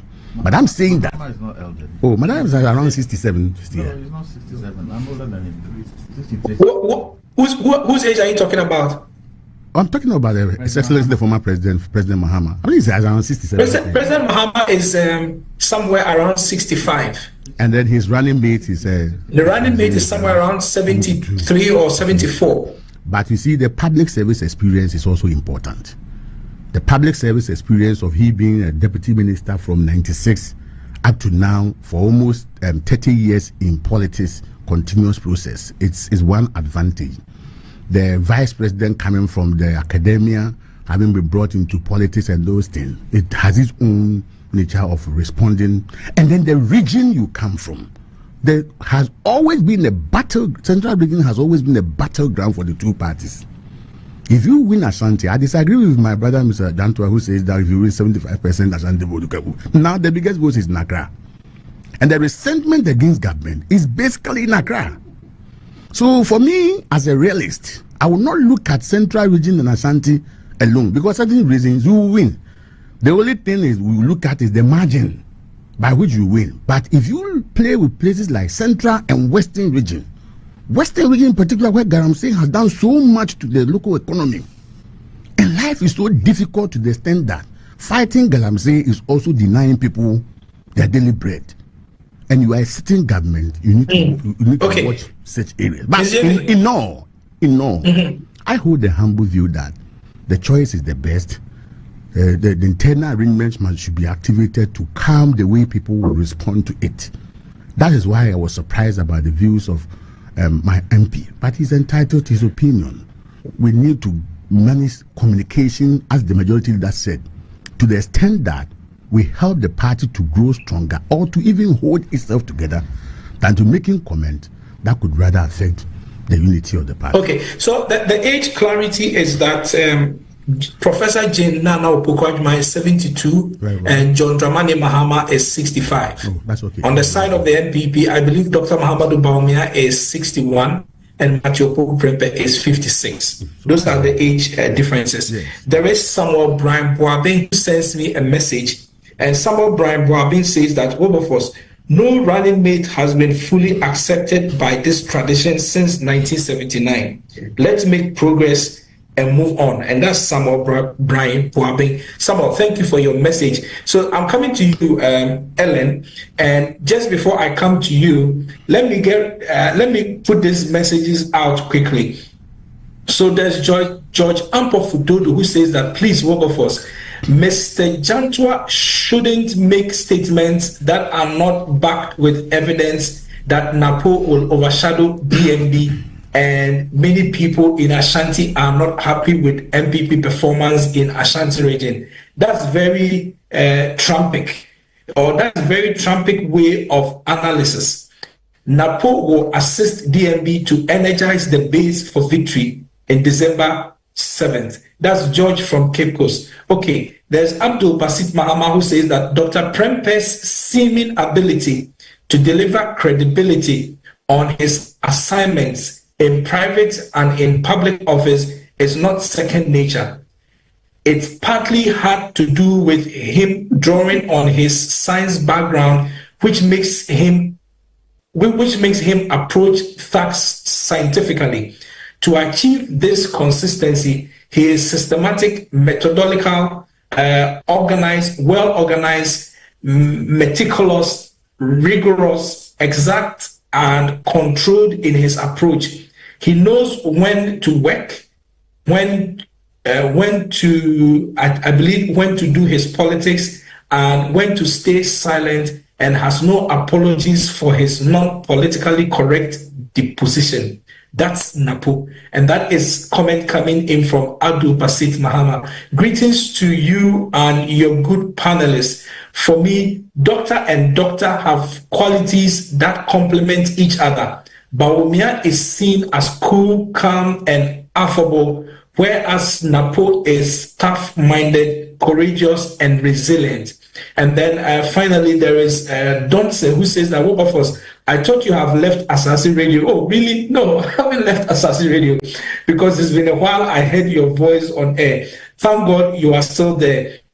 You are one of my favorite journalists. Thank you, Dustin. And I always get excited when I hear you speak on air. Napo is the man, and we can't wait for DMB to officially mention his name. Okay, thank you all, guys, for your messages. Keep sending them in. We'll read them. I'm coming to you now. And that is because Mr. Jenfi has brought his approach to the question that I asked about the processes that has led to the MPP now finally deciding on a running mate. But I think that some people have said that the acrimony is too much, and a certain healing process needs to take place in your party post naming of the running mate. Brian Boabin also says that, look, in the MPP, no running mate has been fully accepted since 1979. And so this one that has been named, the party must just rally behind the person, and then the party moves on. I want your thoughts on the new running mate yet to be named officially, and then also what you make of the processes that have led to where your party is right now. Well, before I even make a statement, let me just say that after this, I would be leaving. You know, I'm already in a meeting. So after this particular topic, I would be leaving. On the settlement on Dr. Matthew Prempe as the vice presidential candidate for the NPP, I think it has been in the works for a very long time. A lot of processes have gone on, a lot of consultations have gone on. And when people say that it is acrimonious, I don't think so, because in the MPP, everything and every position must be fought for, and you must explain and tell people of the MPP why you believe that you are the best candidate for the job. And let's remember that he wasn't handpicked. Other people also lobbied for the position. So if the settlement is on him, I just think that he's gone through the process. Some of us, well, me personally, have supported him from day one because I believe that he was going to be a perfect a perfect pair with Dr. Bawumia. I have worked with both of them, and I know quite well their disposition and what they can do. Dr. Bawumia is firm. He very focused on exactly what he wants to do. He gives you an assignment, he expects you to do it and bring him a results. Dr. Matthew Opoku-Prempeh, let's not forget, he has been, people don't know this about him, but he has been in the party from his university days. He was in the student front. He was, I think, one of the founding members of TESCOM. Some of us came into contact with him years ago when we were students. So he has a solid base in the party. The young people of this party absolutely love him. I'm not saying that all of them. I said the young people of this party absolutely love him. So if you look at his background and Dr. Bawumia's background, you realize that in 2008, when Dr. Bawumia was brought on as the running mate, he wasn't an NPP member at that time. He had no party, how do I put it, party foundations. His Excellency Nana Dankwa brought him on because he felt he could help him.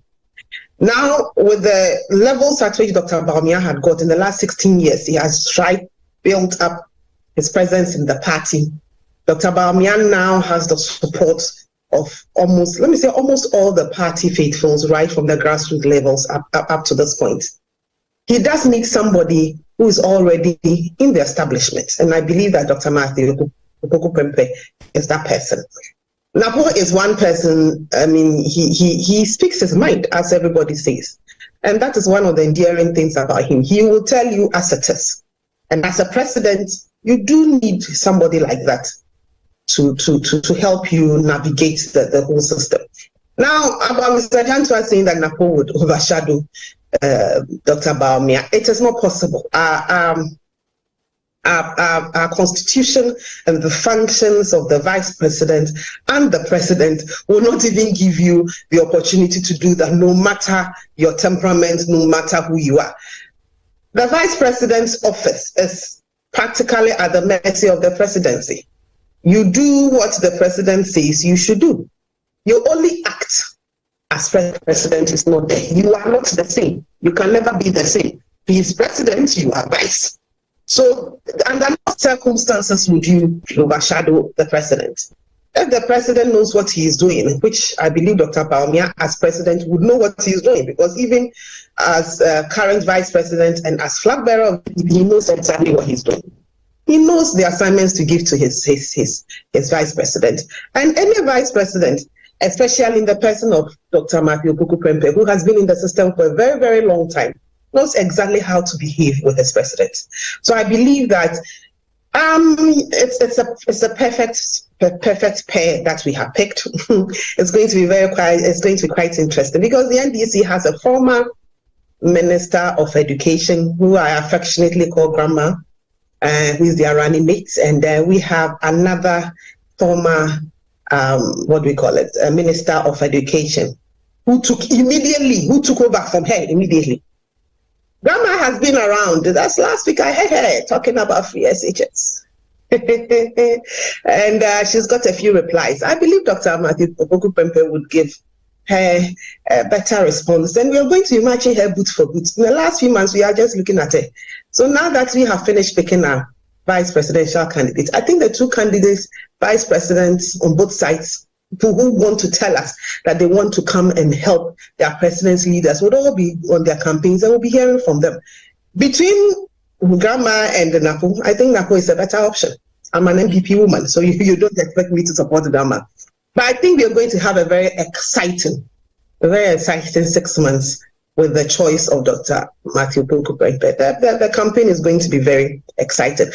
On the Ashanti links, of course, Dr. Matthew Opoku-Prempeh is from the Ashanti region. He's from Malaysia. And his official announcement, I believe, will bring a lot of excitement and a lot of getting our support base in the Ashanti region up and going. So I'm looking forward for a very, very, very interesting 6 months, and I believe Dr. Matthew Opoku-Prempeh is the best candidate for Dr. Bawumia as his vice president. So Ellen, just before I come to Nipapo, there is this issue. The Ashanti factor is a very important factor. We've heard from the grapevine that the Ashanti regional chairman of the New Patriotic Party, Bernard Buesiako, who is popularly known as Wuntumi, has been on the challenging side of things when it comes to the choice of Dr. Matthew Opoku Prempeh as the running mate. And we also know from the grapevine that the party leader and the presidential candidate has actually met Wuntumi on this particular stance that he has on Matthew Opoku Prempeh. We do not know the outcome of that meeting, but we do know as it stands today that Bernard Buesiako has traveled out of the country as at last night. But I just want your thoughts. How do you think your party needs to handle its regional chairman in Ashanti region as against the choice of Matthew Opoku Prempeh, who's also from the Ashanti region? Indeed, he's a member of parliament for Menchia South in the same region and what have you. How is the party going to handle this to get Wuntumi to be on the same page with the choice of Matthew Opoku Prempeh?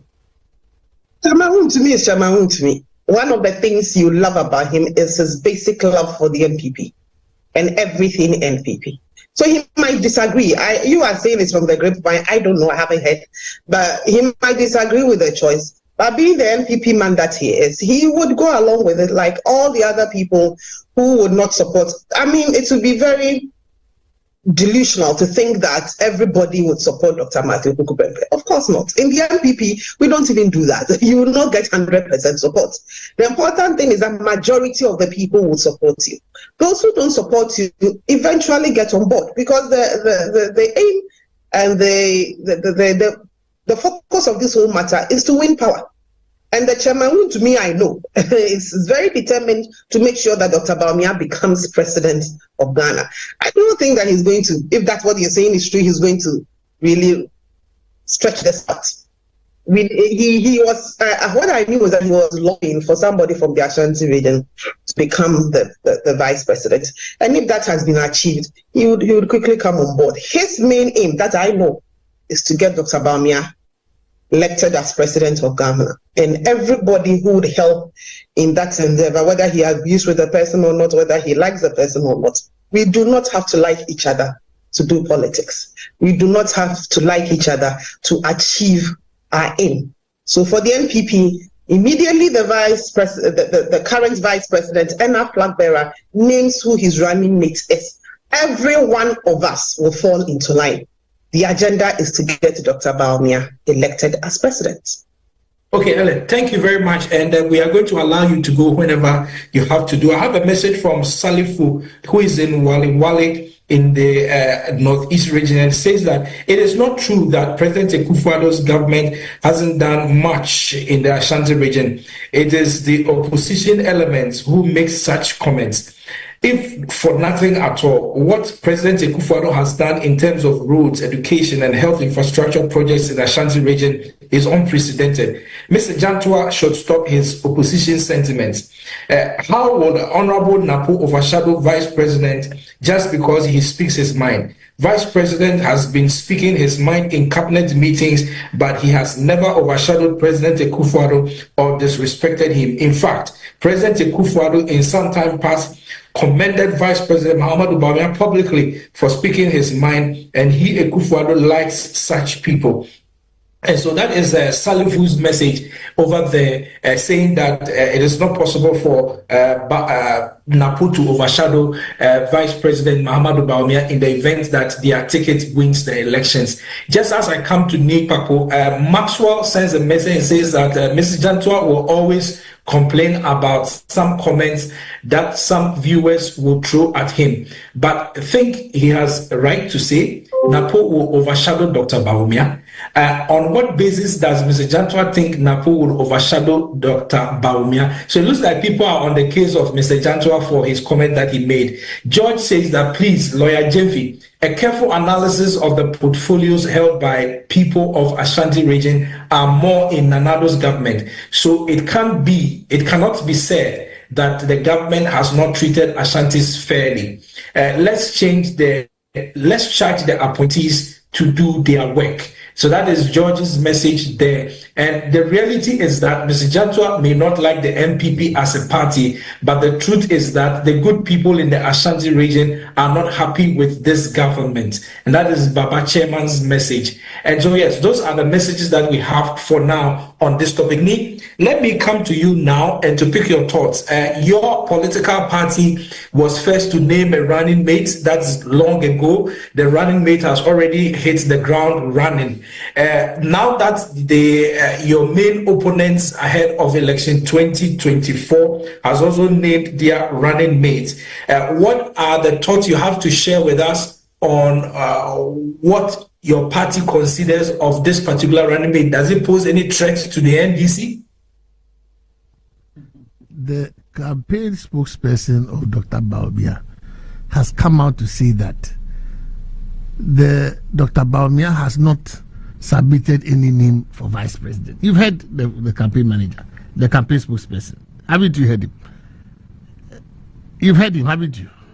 Yes, so the campaign spokesperson was saying that Dr. Mahmoud Baumia has not presented a name to the National Council, no, which is what is prescribed by the Constitution. President Anadu. He said President Anadu.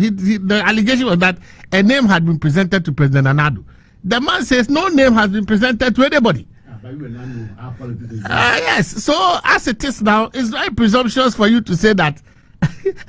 But Opoku Pepe has been made vice presidential candidate.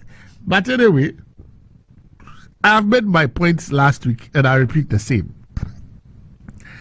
He comes from the party with roots, and it is important that anyone who aspires to be at the helm and leadership, you must have roots in the party. Other than that, you suffer.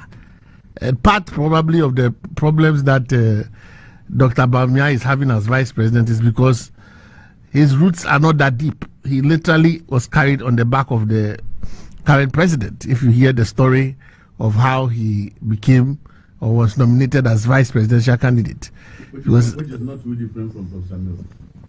Yes. That's true. That's very true. That's very true. Because he never even had membership of the PNDC, DC, and that's part of the reason why we had all our wahales with him. So I think that it is important. It is easier, I think, when you have roots in the party. Former MP, current MP, youth leader. He has been on demonstrations. I've seen him demonstrating against Doomsaw, among others. His problems, I think, are what people... You see, that's one of the problems I have with persons who think that there should be docility around leaders. You see, it is part of the reason why we breed dictators. When we have sycophants only who surround the leadership. A leader needs persons who can look him in the face and tell him that, boss, where you are going is not correct. You see, a vice president is not supposed to be docile. And part of the problem why we have our CD at 60-70% is because we have a humble servant vice president who cannot look the president in the face and tell him that, boss, we are not doing well. Which CD is at 70? Which CD is at 70? How much is the CD traded at 70? From which report or record? That the CD is at 70. You wish the CD should be at 70. The pound is above. I understand the path you want to take, but I want you to speak to the candidature of the vice president. Part and parcel of the reason why we have the problems we have is that we have a vice president who does not have spine. And so if you now have somebody who is going to partner him who has spine, I say it's better for your party, because at the end of the day, you should be able to look. You see, if Dr. Baumia could have looked President Nanado in the face and told him that you don't spend 3 times the amount of money you need to be able to do banking sector cleanup, where you could spend just a third of that to be able to foist up these banks and change their fortunes, we wouldn't be where we are. So I would go for a vice president or a vice presidential candidate who can speak his mind any day. But the problem is, you have Dr. Matthew Poku, who I think is a bit acidic when it comes to his utterances. Some of his utterances are unguarded, especially verbal attacks against President Mahama and against Nano Poku-Agyeman, our vice presidential candidate. This is vice presidential candidate. Doesn't cut him out as somebody who can hold himself in check. There's a viral video of him saying that he's very happy that the NDC selected President Mahama because Wasin is Dado Chero. Is that it? Wasin, they say, is it, you say your right? Wasin, they say Chero. You know? But that doesn't necessarily why? But he has attacked him. Is that necessarily an attack? He has used very uncomplimentary language. I'm coming. I didn't interrupt you. Okay. I didn't interrupt you. He has used very unsavory language against our presidential candidate and our vice presidential candidate. That is the NDC presidential candidate and vice presidential candidate. I will plead with him that as he ascends the stages of statesmanship, now that I can see him with anointing oil, I can see that he now can kneel down to talk to the president. You know, I've seen him going through the lessons of humility. You understand? I can see the pictures that are posted by Charles D. Tegu and others. You know, he's in church, he's holding the anointing oil, he's praying in tongues, he's in white. You know, I can see that he's going through the school of humility. And that school is a very important school. I know he's a good member of the wonderful church at Maker's House. Yes. Maker's House. What's the name of the church? Maker's House. Yes. One of my favorite places. Yeah. Yes. And the leader of the place. I pray for him in all things that he does. I always wish everybody well, because I think that it is important for God to always grant our heart's desire. I think that he has good things. I mean, he's a medical officer. You know, he stayed in Ghana. Any medical officer that stays in Ghana, I have a lot of respect for them, because they are the backbone of our health care system. I just think that he's a brilliant person. I think when he speaks, I like his analysis and contributions. The only part I have a problem with him is some of his unsavory remarks. So if you can check that, you understand? If you can check the urge to just speak his mind, you know, anyhow. And now that he wants to become vice president don't speak anyhow. Vice president. Let me read this message and get you to comment on it. Yes. Abdul Basit Mahama says that there is an attempt to tag Matthew as arrogant, which is laughable.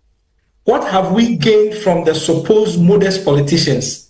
I would rather have a knowledgeable, arrogant politician than a modest one who would be milking the state and acquiring assets abroad. You see where the foreshadowing comes in. You see that is an opinion. You see Dr. Baumia has learnt the ropes of being fancifully humble. You understand?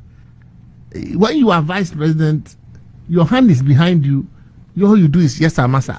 Yes, sir, master. Yes, sir, master. Now, everybody, those who know Dr. Matthew, find it difficult to see him as a yes, sir, master kind of person. See, you can't hide some of your attributes. You understand? For example,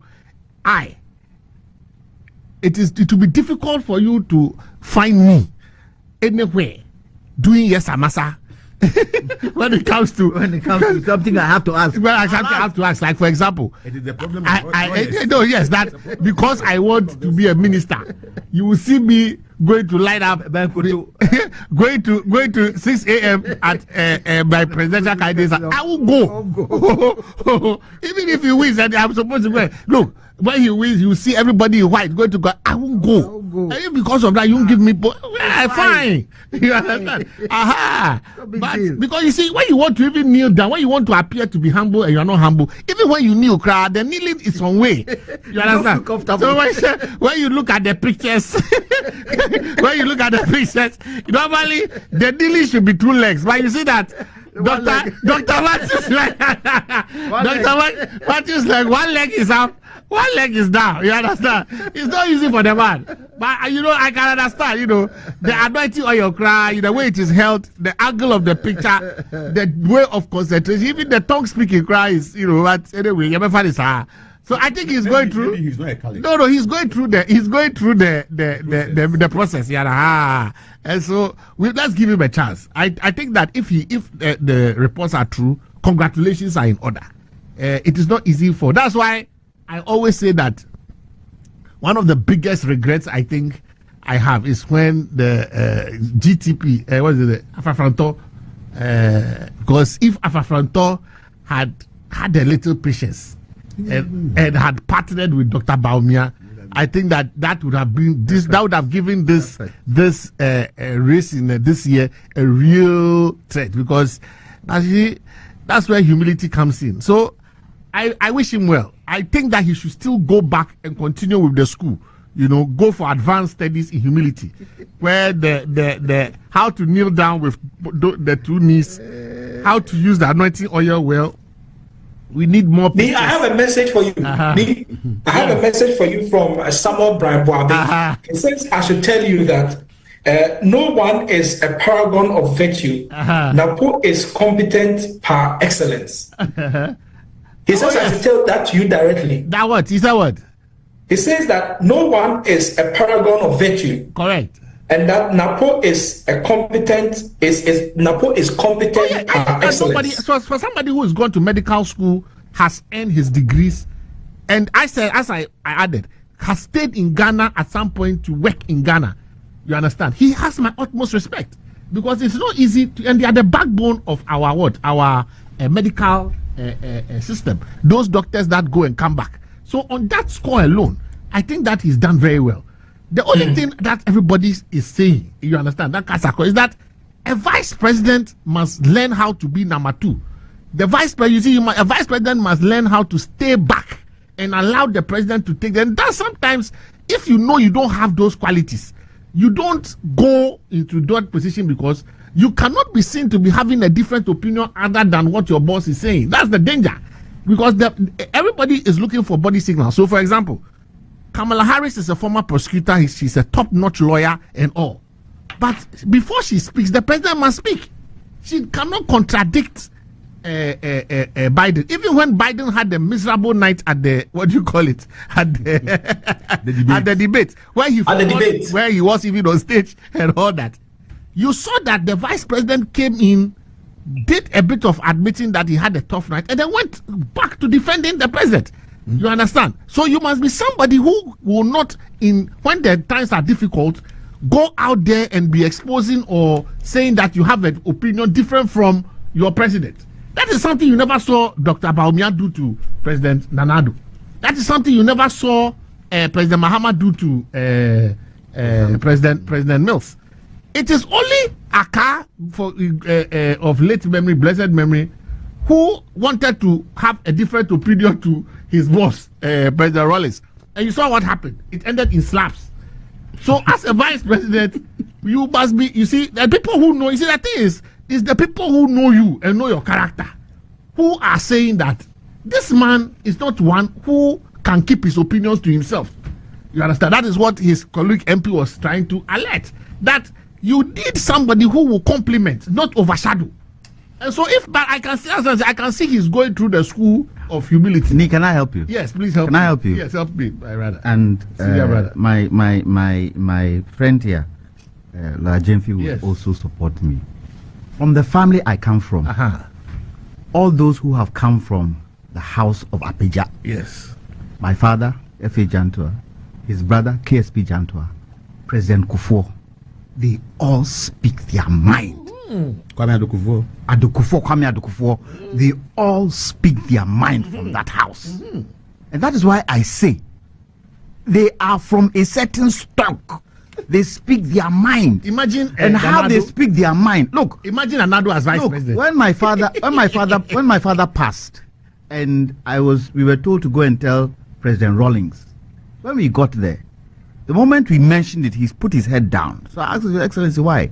He said, your father was the only one who could speak truth to me in my face. They are known to speak the truth and speak their mind. Give the reasons why he was removed as Asante Minister. Mr. Jeffy here has sat on radio with my father. He will tell you. They speak their mind. Every Jantua. So the point I make, and I say he can overshadow, and as Nee is saying, he would probably have to hold back, because Matthew Opoku Prempeh is the kind of person who will sit and you say something and he knows it isn't true, where he'll keep quiet. If he comes and he approaches you, he says A, B, C, D, E, please, let's do that, and you don't do it, he will find a way of saying it. So, Mr.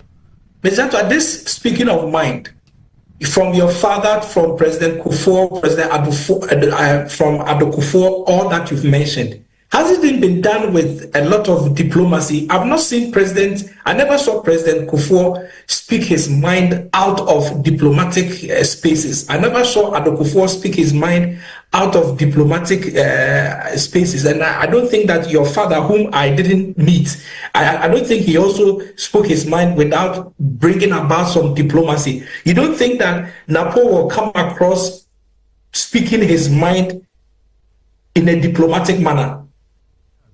No, I think let's hope he does. There's a small contribution. You speak your mind with the diplomacy it requires so that you don't rock the boat. And I have not seen the alleged nominated running mate make that comment, even though as a public servant and having worked with the educational system at the time he came in and all those things, he will ensure that the work is done. He won't entertain excuses that will derail the work. That was his trademark at the Ministry of Education. Yes. If a headmaster was misbehaving or was trying to vary government policy, he would tell you on radio. I hope you understand that you are a public servant, and your duty as a civil or public servant is to serve the people or to implement government policy. If you think that is too difficult for you, please resign. You can find a different office. I remember very, very well once the free education came and there were so many things and people, and it took away most of the powers of the headmasters. Yeah, but he did well with the free education. Excellent. That is how he got it done. That one he did very well, because that was a flagship program that, if had failed, the government would have been exactly for nothing. You understand? So that for me was a landmark. Yes. And then when it comes to the energy sector, take it or leave it. He's kept the lights on. Kept the lights on. Very difficult job. Difficult job. So he's taken on some of the most difficult ministries and has delivered. You understand? The only thing is that you are talking about vice president. Vice president is he's not a vice president yet. No, as in, we are talking about vice presidential material, where you are not a minister who can speak your mind. You are a vice president who must support the good, the bad, and the ugly. You understand? And you must defend it as if your life depends on it. When your boss, like what do you call it, like Kamala Harris, when Biden is even sleeping on stage and he said no, he had a wonderful time. He had a difficult night, but he still was the everybody else is seeing that the man couldn't string one sentence together or say, but he said no, he had a tough night. You understand? So you meant Kamala Harris. Yeah, Kamala Harris, yes. Vice President. Yes. Okay. Oh, yes, so Mr. Jantua, I have a message for you from one of our listeners. She goes by the name Yvonne Frimpong.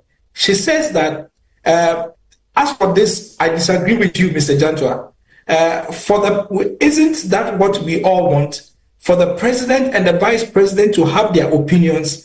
It looks like you want a driver and a mate situation.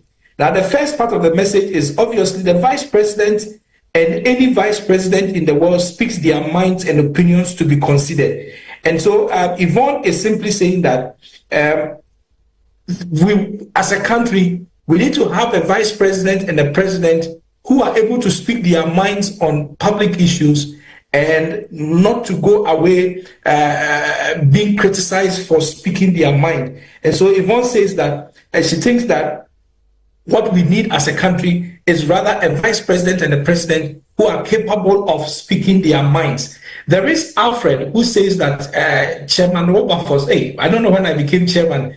Where are you hiding? I'm not hiding. I'm around. Chairman Wu, to me, did not support Justin Frimpong Kudia during the MPP's national elections. However, he is working closely with him after his elections. What he likes or dislikes is immaterial to the overall decision of the party. And that's Alfredino, who's bringing us this. Alfred, thank you for your message.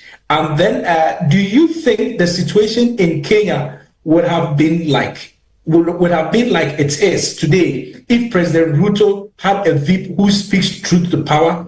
We certainly do not need sycophants around our president. So Baba Chairman is saying that we need a vice president around a president who is able to speak his mind. And then there's George who says that, hello, Lawyer Nee, talking about debates, DMB versus JDM, we are waiting for JDM to take up the challenge thrown to him by Team DMB.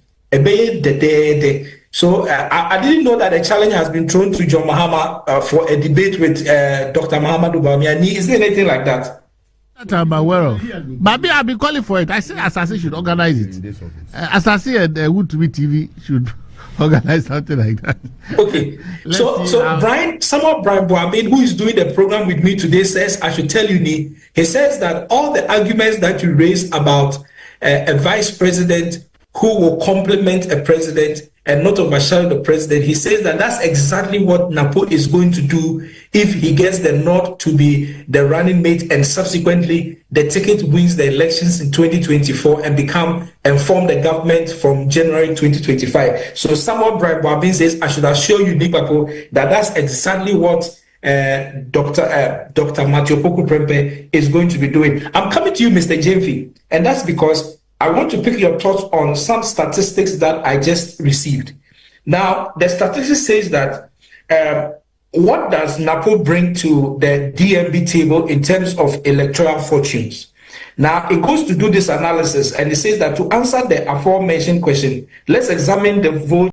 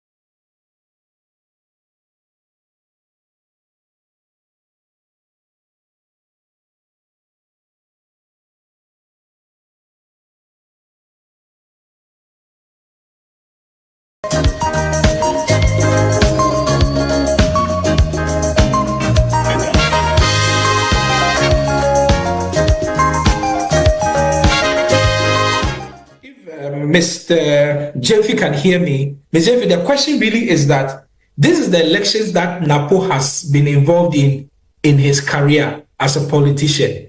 All of it in the Ashanti region, in the Mesiah South constituency. His results has all been 80% and above. Do you think that Matthew Poku Prempe has what it takes to replicate this in the national elections for the MPP in the Ashanti region? Well, you see, this is a national election. A constituency can be handled differently, especially if you are in Kumasi, the city center, the epic of Ashanti politics, Mensia, Tipinghines Palace, and those things. So 80% your personal contribution, your charisma, your background, and your delivery of promises you have made. But this is a national election that will be run by the whole party. And so, yes, you've been winning 80%, and transforming or bringing this to the national level will not be an easy exercise. The truth is that government has certain challenges that must be addressed between now and August. Seriously, financial issues that must be addressed effectively between now and August. The finance minister is here to speak on Tuesday for us to see the kind of reliefs he talks about and how it will impact in the economy. That is one main hurdle. That is not the possible running mate's burden. It is the burden of the sitting government. And you see, the unique position that the party finds itself, that if your party is in power, the people look at you with lenses, even when you propose fresh ideas of what you will do when you come to the office. So those financial or economic issues that must be addressed by government, if it is addressed properly, will inure to the benefits of the candidate. Number two, you need to bring different people on board in your campaign and in your management of the party to bring in the hope that maybe you can continue or you can do better than your master. So it is not Napo's burden that he had 80% at the parliamentary level and that automatically he can transfer that one to the national election. No. You don't really necessarily have to get 80% in the national election to win. The law is that you get 50% plus one vote. And that is what the party must work for. It is not the vice president running mate. The running mate will make a contribution. Yes, he has campaigned always in Ashanti, but it is obvious also that in the last 4 elections, he has campaigned across the country. He's moved to different regions and different places to campaign and to support the candidate that won the election. So in my humble view, you will not focus only on the running mate.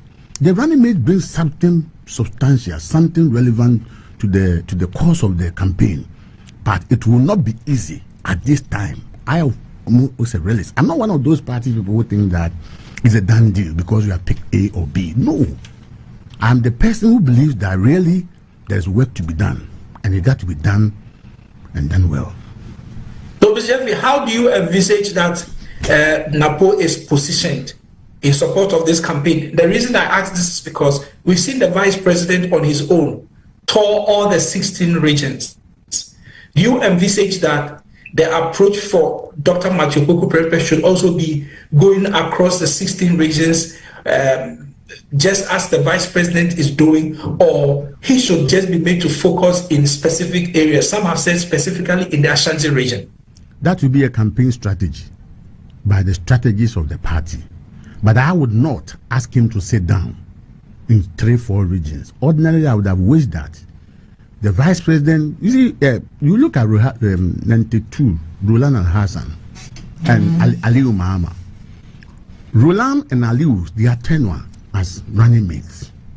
President Kufuor started working from the south, and they started working in the 3 northern regions then.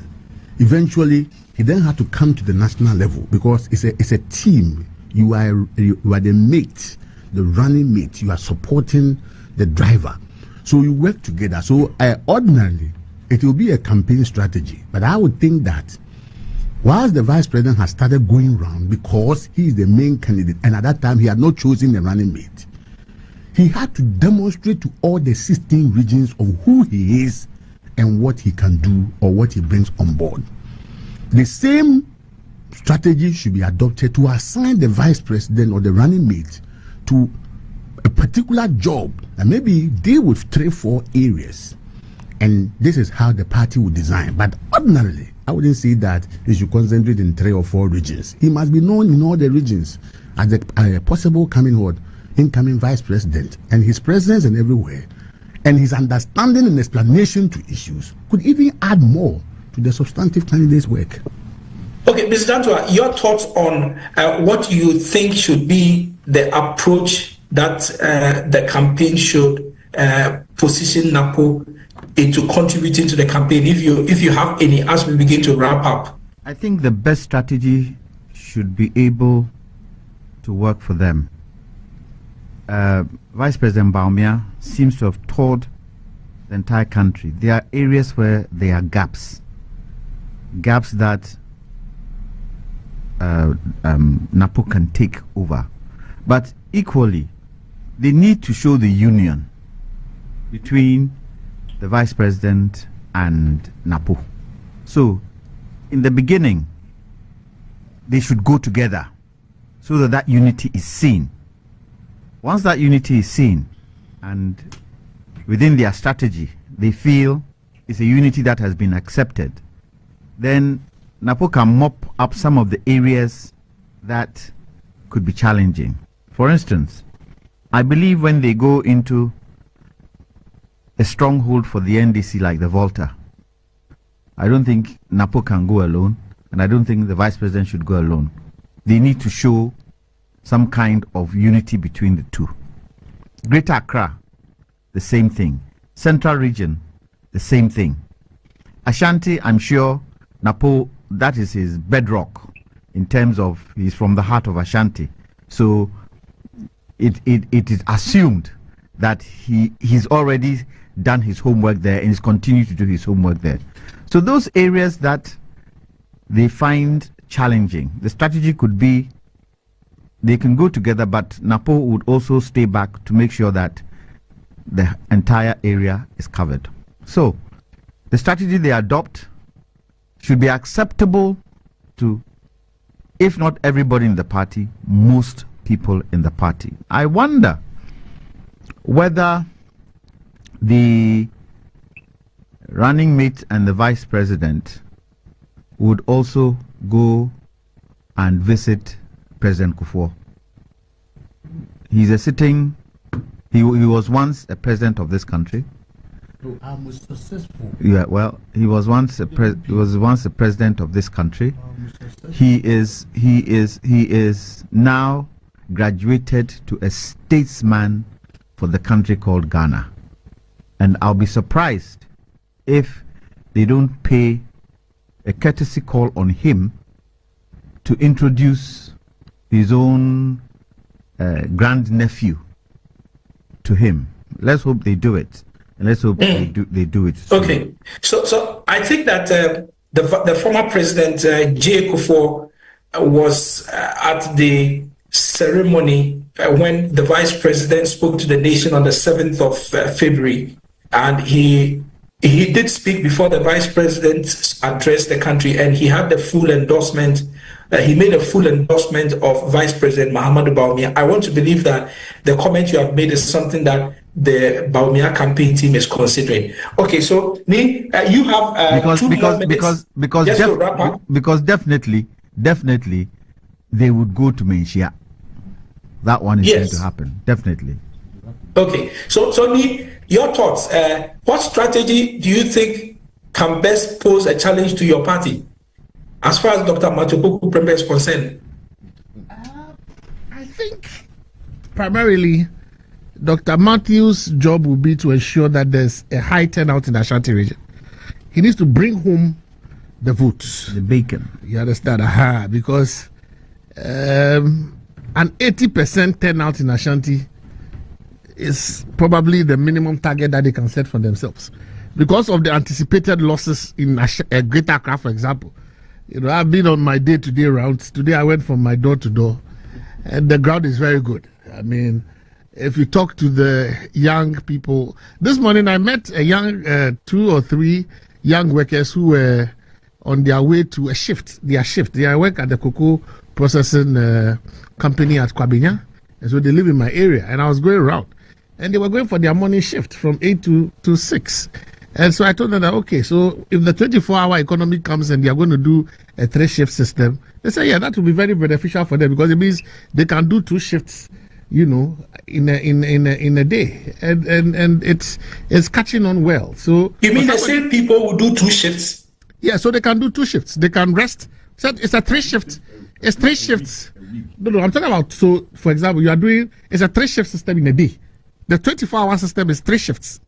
8 hours. But the idea is that you want more people to be employed. But if the same people are going to do 2 shifts, it's not just more people, but it's also the opportunity for people to be able to do double work as well. So you cannot obviously employ everybody, but there are people who would now, instead of going to the UK and doing a double shift, why don't I stay in Ghana and do a double shift as well? And earn that same income. Unfortunately, we've run out of time. Income can be the same. Unfortunately, we've run out of time. You run out of time to when it comes to 24-hour economy. No. Run out of time. It's 2 minutes. Time. It's 3 minutes to time. You will run out of time to when it comes to 24-hour economy. So let's end the show this way. Abdul Basit Mahama says that DMB is like an employer who has a vacancy and decides what skills, in terms of soft or hard, he requires in the ideal candidate. Dominance has never been a skill. It only becomes an issue when mischief is at play. And that is the comment from Abdul Basit Mahama. And that's how we are wrapping up our show today. Now, the show, we began this show with Caleb Ahinakwa, who is my colleague at Asasi Radio. And then I came in to take over. My guests who have been on the show, Amadeko is a member of the New Patriotic Party's National Communications team. Amadeko, thank you for joining us. Mr. Kwame Jantwa is a lawyer and a member of the Convention People's Party. Thank you very much, Mr. Kwame Jantwa, for joining in. Mr. Alex Jemfi is a lawyer in private practice, and he is also a member of the New Patriotic Party. Thank you very much, Alex Jemfi, for joining us. And Nick Papo Samoa Ado is a member of the National Democratic Congress. He's a lecturer at the Gimpa Law Faculty and also head of chamber at Ado and Ado Legal Attorneys. Gentlemen and ladies, thank you very much for joining us on the forum today. This show has been produced by Emmanuel Ohiming, ably supported by Daniel Gidiglo. My name is Wilberforce Asari. Thank you very much for the privilege of your company.